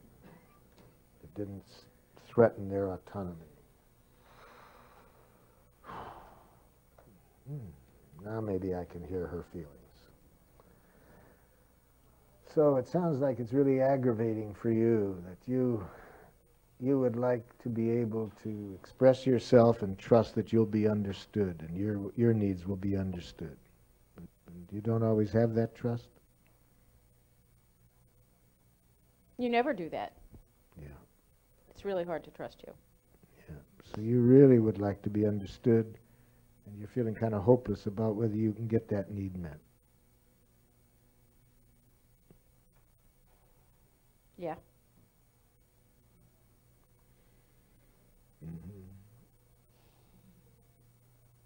Anything else you want to tell me, Jackal, while I have these giraffe ears on? You're always running life out of your agenda.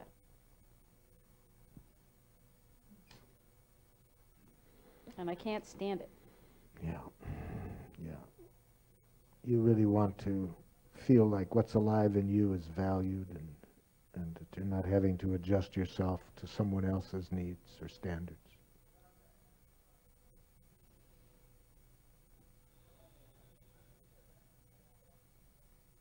Yep. And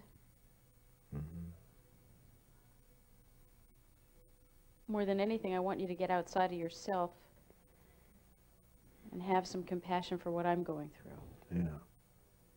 So you're in an enormous amount of pain right now, and it's when you really need this understanding the most that it's hard for you to deal with what's going on in someone else. You really need the empathy yourself. Yeah.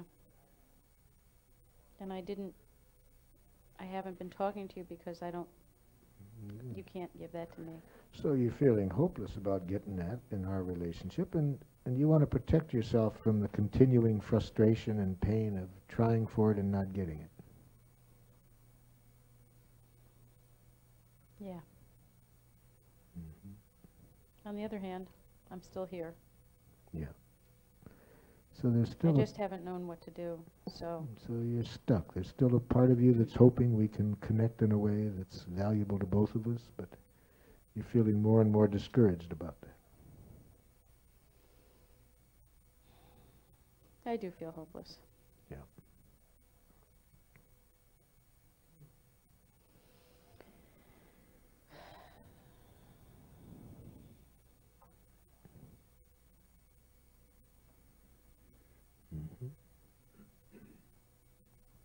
Is there more you would like me to hear, Jack?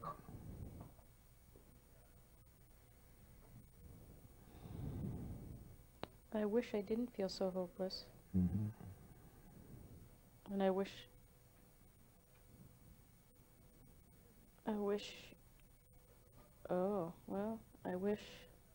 I didn't hurt you so much. When you see me in pain, you feel in a lot of pain. Yeah, and I feel like I'm to blame. you'd like to really contribute to my well-being, and it's very painful for you when you see me in pain. Yeah, and I feel like I'm to blame. Yeah, yeah. You'd like to be able to connect with me at that time in a way that's nurturing for us both, rather than blaming yourself. Yeah. Yeah, there's a chorus of jackals in my head when I see you in pain, and Yeah.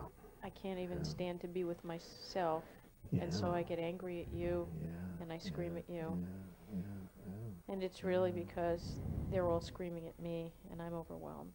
yeah, Yeah. yeah, Well, I never saw that before. yeah, yeah.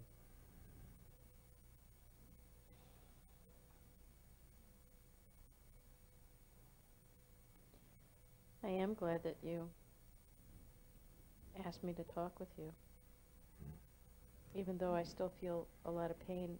Mm-hmm. Mm-hmm. There's a little bit of a sense, more of a sense of connection and a glimmer Yeah. that maybe it would be possible to really be able to connect. Yeah. And that feeling like you're hearing me right now, and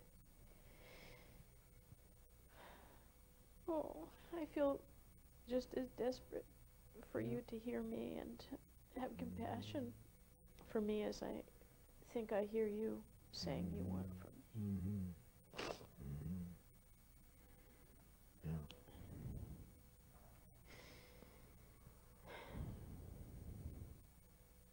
But I still feel kind of overwhelmed, like this Yeah. feels like a big task, and I Yeah. feel like I just like crawled one little step. Mm-hmm. But that's a big cry for running a marathon. Which is kind of what it feels like it'll take to be able to have good communication ongoingly between us. Mm-hmm.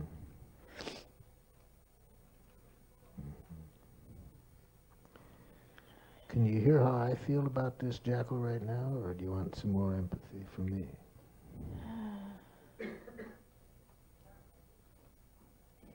If I told you the truth, Yeah. I'm hurting so much about this. Yeah. I guess I'd like you to hear that. Yeah. Yeah. I'm grateful for your honesty. So you're still needing more awareness of just how painful this combination is for you. Yeah, and I know I act really tough, like cool, like this isn't bothering me.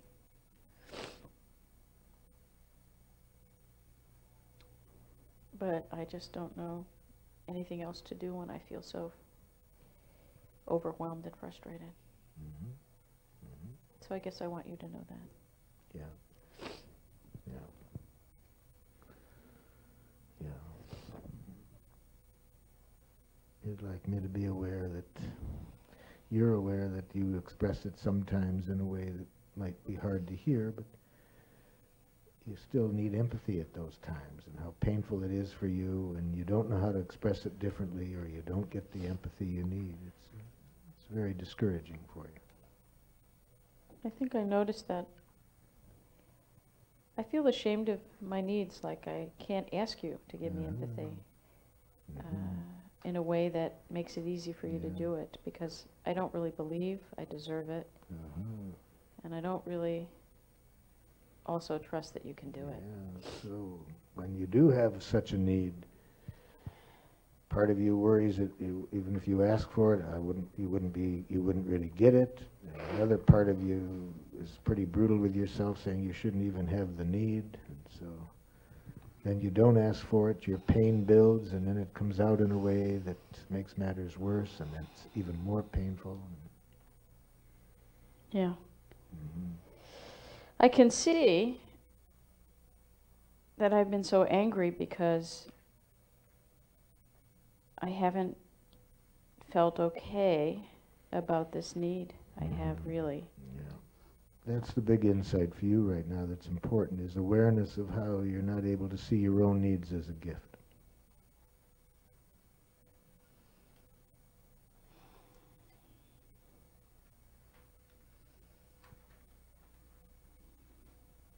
Wow. It's even a little hard to take that in. Yeah. Just the concept. Scary to go from thinking you shouldn't even have them, it's disgraceful, to imagining it as a precious gift to somebody. Yeah. Well, I feel very vulnerable about having these needs, especially with you. Yeah. Yeah. I feel really more vulnerable with you than anyone. Mm-hmm. And terrified of you Mm-hmm. seeing that, because Mm-hmm. then you could control me. Yeah. So being that vulnerable, you're really scared. It puts you in a position of worrying about how this could be used against you, and you could be controlled with it. You have used it against me. Yeah. You're remembering in the past, your memory now leaves you with more fears and wanting to be sure that this doesn't happen again. It's really scary just to even let you know this. Yeah. It's huge risk for me. It's scary to for you to let me know what's alive in you. Yep. Mm-hmm. And I notice I'm feeling angry now. Mm-hmm. I want to attack you You and want me to blame you. understand. You want me to understand what's happened in the past that contributes to your fear. Yeah. You want me to see how my behavior has stimulated this and played a role in it. Yeah. And I also want you to hear how sensitive I am about this. Mm-hmm. That's the main thing, how scary it is for you to be talking with me at this level.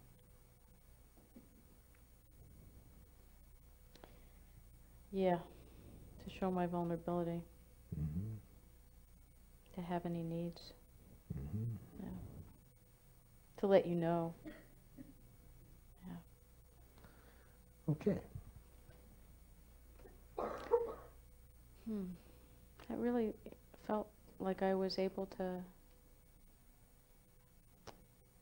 hear her heart a lot. I thought the way you Deeper. played her role, I thought you were really empathizing with her. Yeah. And You had the giraffe ears on, it seemed to me. And yeah.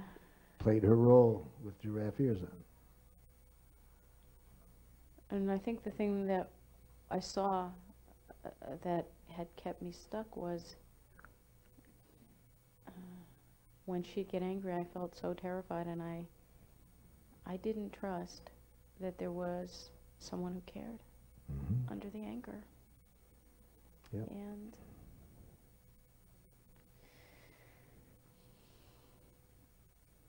And I felt what was deeper.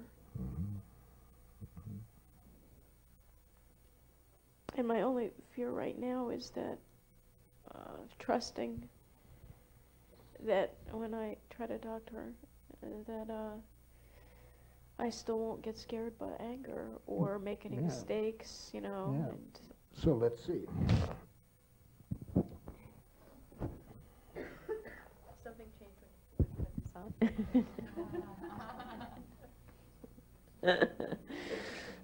on.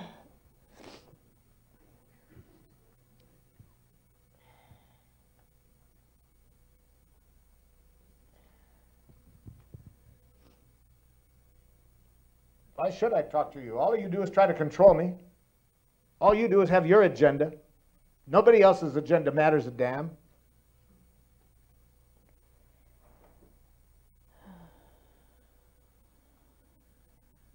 Are you feeling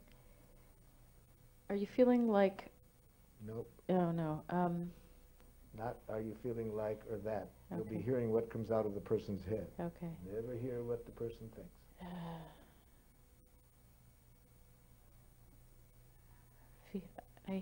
Do I hear you? I feel like I hear you wanting me to really hear you. Yes, I'd like, for once, that would be wonderful. That would be wonderful if for one time you could hear me. Give up your agenda for even 1 second. You want me to care about what's going on with you and have But some you can't. compassion. You can't. You couldn't if you tried.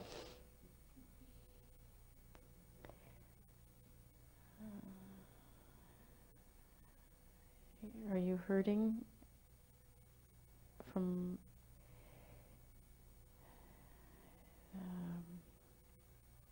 I don't know how to get from here to there. It feels like you're hurting, and you really need for me to hear how painful it is Yes. that yes, I haven't yes, yes, heard you in the past. Yes. Yeah. You're getting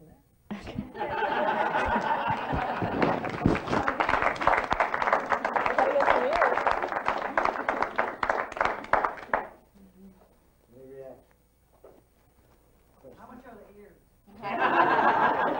Priceless. Question about the model. Yes. I was deeply touched, first of all, by seeing the power of the empathy that my need to know that it really has that power. Let's pass this around. But at the same time, I had a sort of a technical question, which is thinking about feeling, need, request. Mhm. As I was listening to you give the empathy, the request was always, I guess, implicit, like, have I got it right? Or, you know, and I was wondering about. You mean when I was empathizing? Yeah, is the request? No, when I'm empathizing with another person's pain, I assume that the present request is always for me to react to what they're saying in a way that they feel a connection at the heart level. I guess as to whether that would be best done verbally or silently. But I don't deal with the request yet, not when the other person's in pain, not until they're finished with the empathy. That's their request. It's their request, with there's my no- request. But there's no, when you're empathizing, When I'm empathizing with them, yeah, is there any request that you're having inside other than have I the got it only right? request is am I connected with you to your satisfaction? Yes. It's either I say it verbally or it's in the form of a question, just a tone of voice. Okay, thank you. Yeah.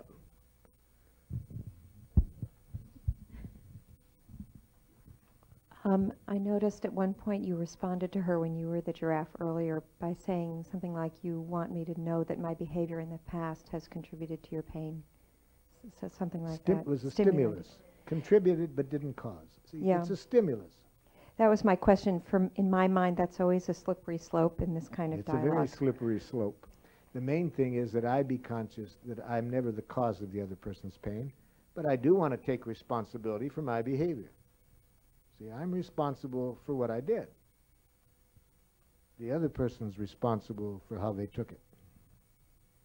Okay. And that's a slippery thing, and it's a very important thing to keep that consciousness of what we are responsible for and what we cannot be responsible for. The very word responsible means response-able, able to respond. So I cannot take responsibility for something over which I have no control. So I cannot control how the other person takes what I do, which will affect how they feel. So I'm not responsible for that. But I am responsible for what I did. And if she were wanting in that moment for you to, in some way, acknowledge that what you did, you know, if she persisted in kind of trying to get you to say you're sorry or acknowledge that you did something to hurt me or whatever. I want you to acknowledge that, you're responsible for my pain. Yeah. So you'd like some understanding for how painful this has been for you. More than that, I want you to see how you were responsible for it. Yes. You would like me to acknowledge that my behavior stimulated what happened, was the stimulus for what happened. Okay. Yes. No, I want you to see that you're the cause of my feelings. You hurt me. You hurt me. Yes. You want me to see the role that my behavior played in your feeling hurt. Okay.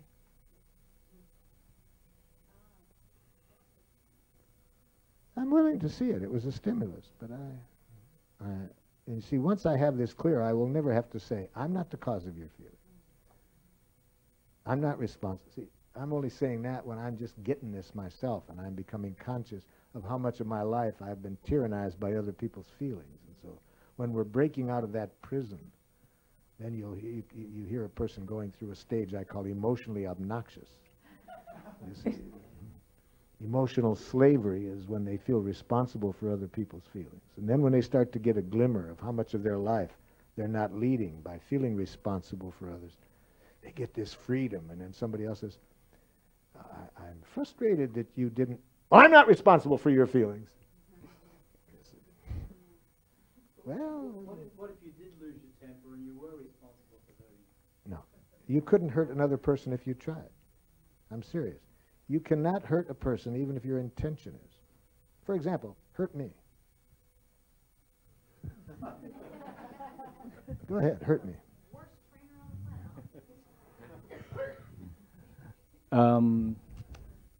Well, this is all good in the academic, but it doesn't work in the real world.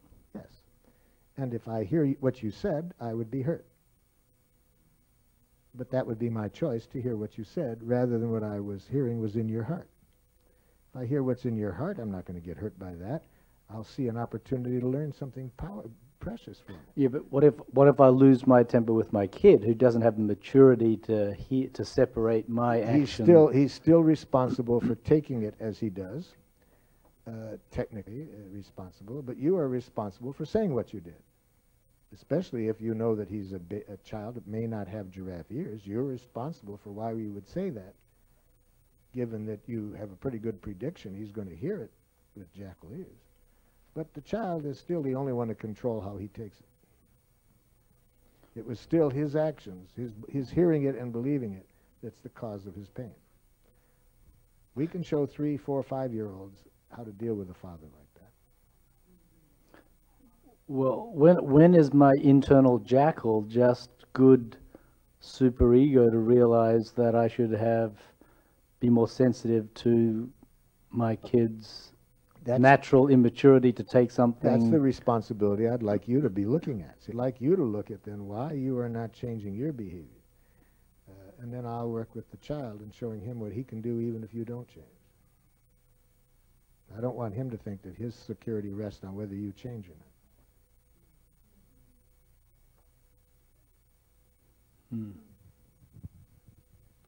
Yeah, and incidentally, I recently in Ojai, California, taught how to do this. We were dealing with how to hear jackal messages with giraffe ears, and I dealt with 5 groups in one day.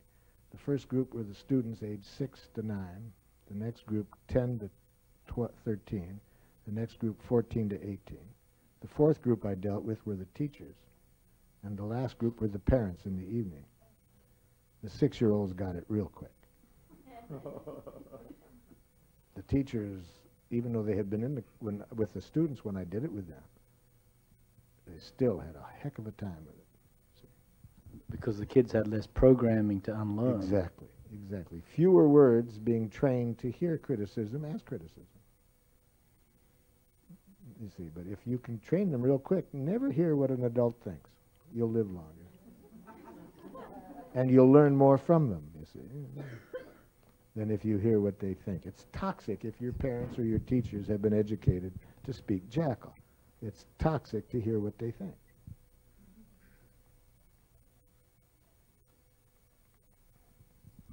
Yes? Are apologies out of the question then?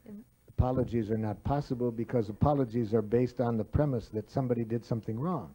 So rather than apologize, you say you regret your behavior? Yes, or? you mourn sincerely. You mourn not that you did something wrong, but that you didn't meet your own needs. Everything that every human being has ever done is out of holy purposes to make life more wonderful. Now, sometimes our actions fulfill our needs to make life more wonderful, and sometimes they don't. So we need to celebrate when they do and mourn when they don't. And any kind of self-blame will interfere with the learning. No, so giraffe mourning, it would sound something like, I was about to do some giraffe mourning, but we didn't stay in the role long enough. If I had been in your place, I might have mourned this way. I might have first of all wanted to celebrate and say how touched I was that you, given how vulnerable you feel, that you shared so much of yourself with me just now, and I can't think of a more precious gift that I could have received. And I'm sad right now because I would have liked to have been much more sensitive to your pain than I was. See, I didn't do anything wrong, but it would have been much easier for me to hate myself in one respect, because I'm so used to that. We get so trained to hate ourselves in a jackal world. But to really mourn requires going more deeply into myself. It's in many respects more scary to see just how sad I am, how I would have liked to have been more aware.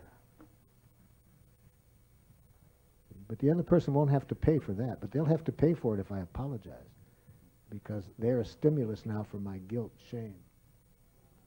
And every time a person is a stimulus for our apology, they're going to pay for it. Because to whatever degree they are a stimulus for what makes me apologize, I'm going to have it harder to give to them out of a good energy in the future. There'll be a part of me that's giving to avoid the judgment that I agreed with. This is an incredible miracle, because one of the things in this period that I felt so stuck with is I have felt so stuck with constantly this sense of this energy in the space of being blamed and feeling guilty and not being able to be free of something kind of hovering over me in my inability to have communication, intimate communication effectively. So I really appreciate that distinction very much. It's kind of a doorway to freedom. Finally stop blaming myself about it. Be careful about the objective of stop blaming. So you never set an objective to get rid of something. Well, when I blame always myself, set your objectives to what you want to do differently that will be more effective and less costly. Never try to get rid of something. how about I have an opportunity to learn and grow from everything I do every day, and it's Now a we're new getting opportunity. it. Now we're getting it. Now every time I do something that doesn't meet my needs, I want to use it as an opportunity to grow and learn. Now you can put the negative in there rather than to beat myself up. But the main thing we need to do is to get clear what the new option is. I learned this the hard way many years ago. I put this in the workshop. It was during the Vietnam War, and I was on the television debating the war with an editor of one of the local newspapers in St. Louis. And this was taped, videotaped, so I could go home and watch it later on, you see, in the evening. So I'm watching myself now, and oh my God, there I am doing everything I can't stand when other people do it in a debate. I'm the total jackal, if ever you've seen one. Oh, it was painful to watch, but I said, okay, if the next time I'm in that situation, I don't want to do A, I don't want to do B, I don't want to do C, okay? Now, apparently people like these kind of blood-curdling things because they got a lot of listener reaction, and I was invited to continue the debate with him. People love violence, you see, so I was invited back to continue the debate the next week. They had a lot of listener reaction to this. So the next week, though, I'm going to now be a good giraffe. So all the way down to the television studio, I'm saying, now remember, don't do A, don't do B, don't do C, don't do A, don't do B, don't do C. The program starts, and he comes at me the way he had the previous week. And for 10 seconds, I was beautiful. I didn't do A, I didn't do B, I didn't do C. I just stood there like this. And can you guess what I did after 10 seconds? A, B, and C, and I made up for the lost 10 seconds, you see. And that taught me, it's not enough to get clear what I don't want. In those situations, I have to get crystal clear what I want to do instead that's more likely to get my needs met and create less problems. Yes? Just for my own clarity, when you say, you're not responsible for what something happens to somebody else, you're not talking physically. In other words, if you beat someone up, they're not responsible for having a broken arm. Well, even there, technically, if we want to get real philosophical about it, I'm still responsible for my actions. Right. And nature is responsible for the other person's death. But you wouldn't say that the other person is responsible for the other person's death. Not for their death. Because you're saying in the other case, on a verbal level, that we are responsible for our own pain if somebody says something nasty to us and we take it in. But you wouldn't say the same thing if somebody, you know, cuts our stomach open. Exactly. Okay. You see, and this would come so powerful to you if you followed me around in my work, when you see, like I have a friend from Rwanda who was hiding underneath the sink and heard her 3 children being killed, her husband, her brother, and for 11 days she survived by hiding underneath there because the people who killed them stayed in the house, so she had to sneak out at night to get a little water to survive and get back underneath there. And then each day they would celebrate, that she would hear them celebrating how they killed the people. Now, I know this woman very, very well, and she's never been angry. She hasn't repressed any anger, you see? Now, I can get ready to kill somebody who's taking too long in the checkout line of the grocery store, you see? So you can't make somebody angry even if you kill their families. It's how we look at it. Now, this woman looked at it in a way that created great pain. I would call it natural pain. She suffered immensely, but the way she looked at it, the kind of pain she felt, has led her to unceasing efforts to prevent this happening to anybody else. And why did she originally come into my workshops with such a giraffe orientation to the world? Because she wasn't knowing how to deal with other people from her own tribe who had similar things that hate her, because she's working for reconciliation rather than wanting to gain vengeance, you see? So the majority of the people in her tribe had similar things happen. They have such rage, all they can do is live for the day when they're going to get revenge. And all of her energy is going into preventing this happen to other people. What stimulus could be more powerful than that? Your family being killed. Even that can't make us feel anything. It's how we react to it.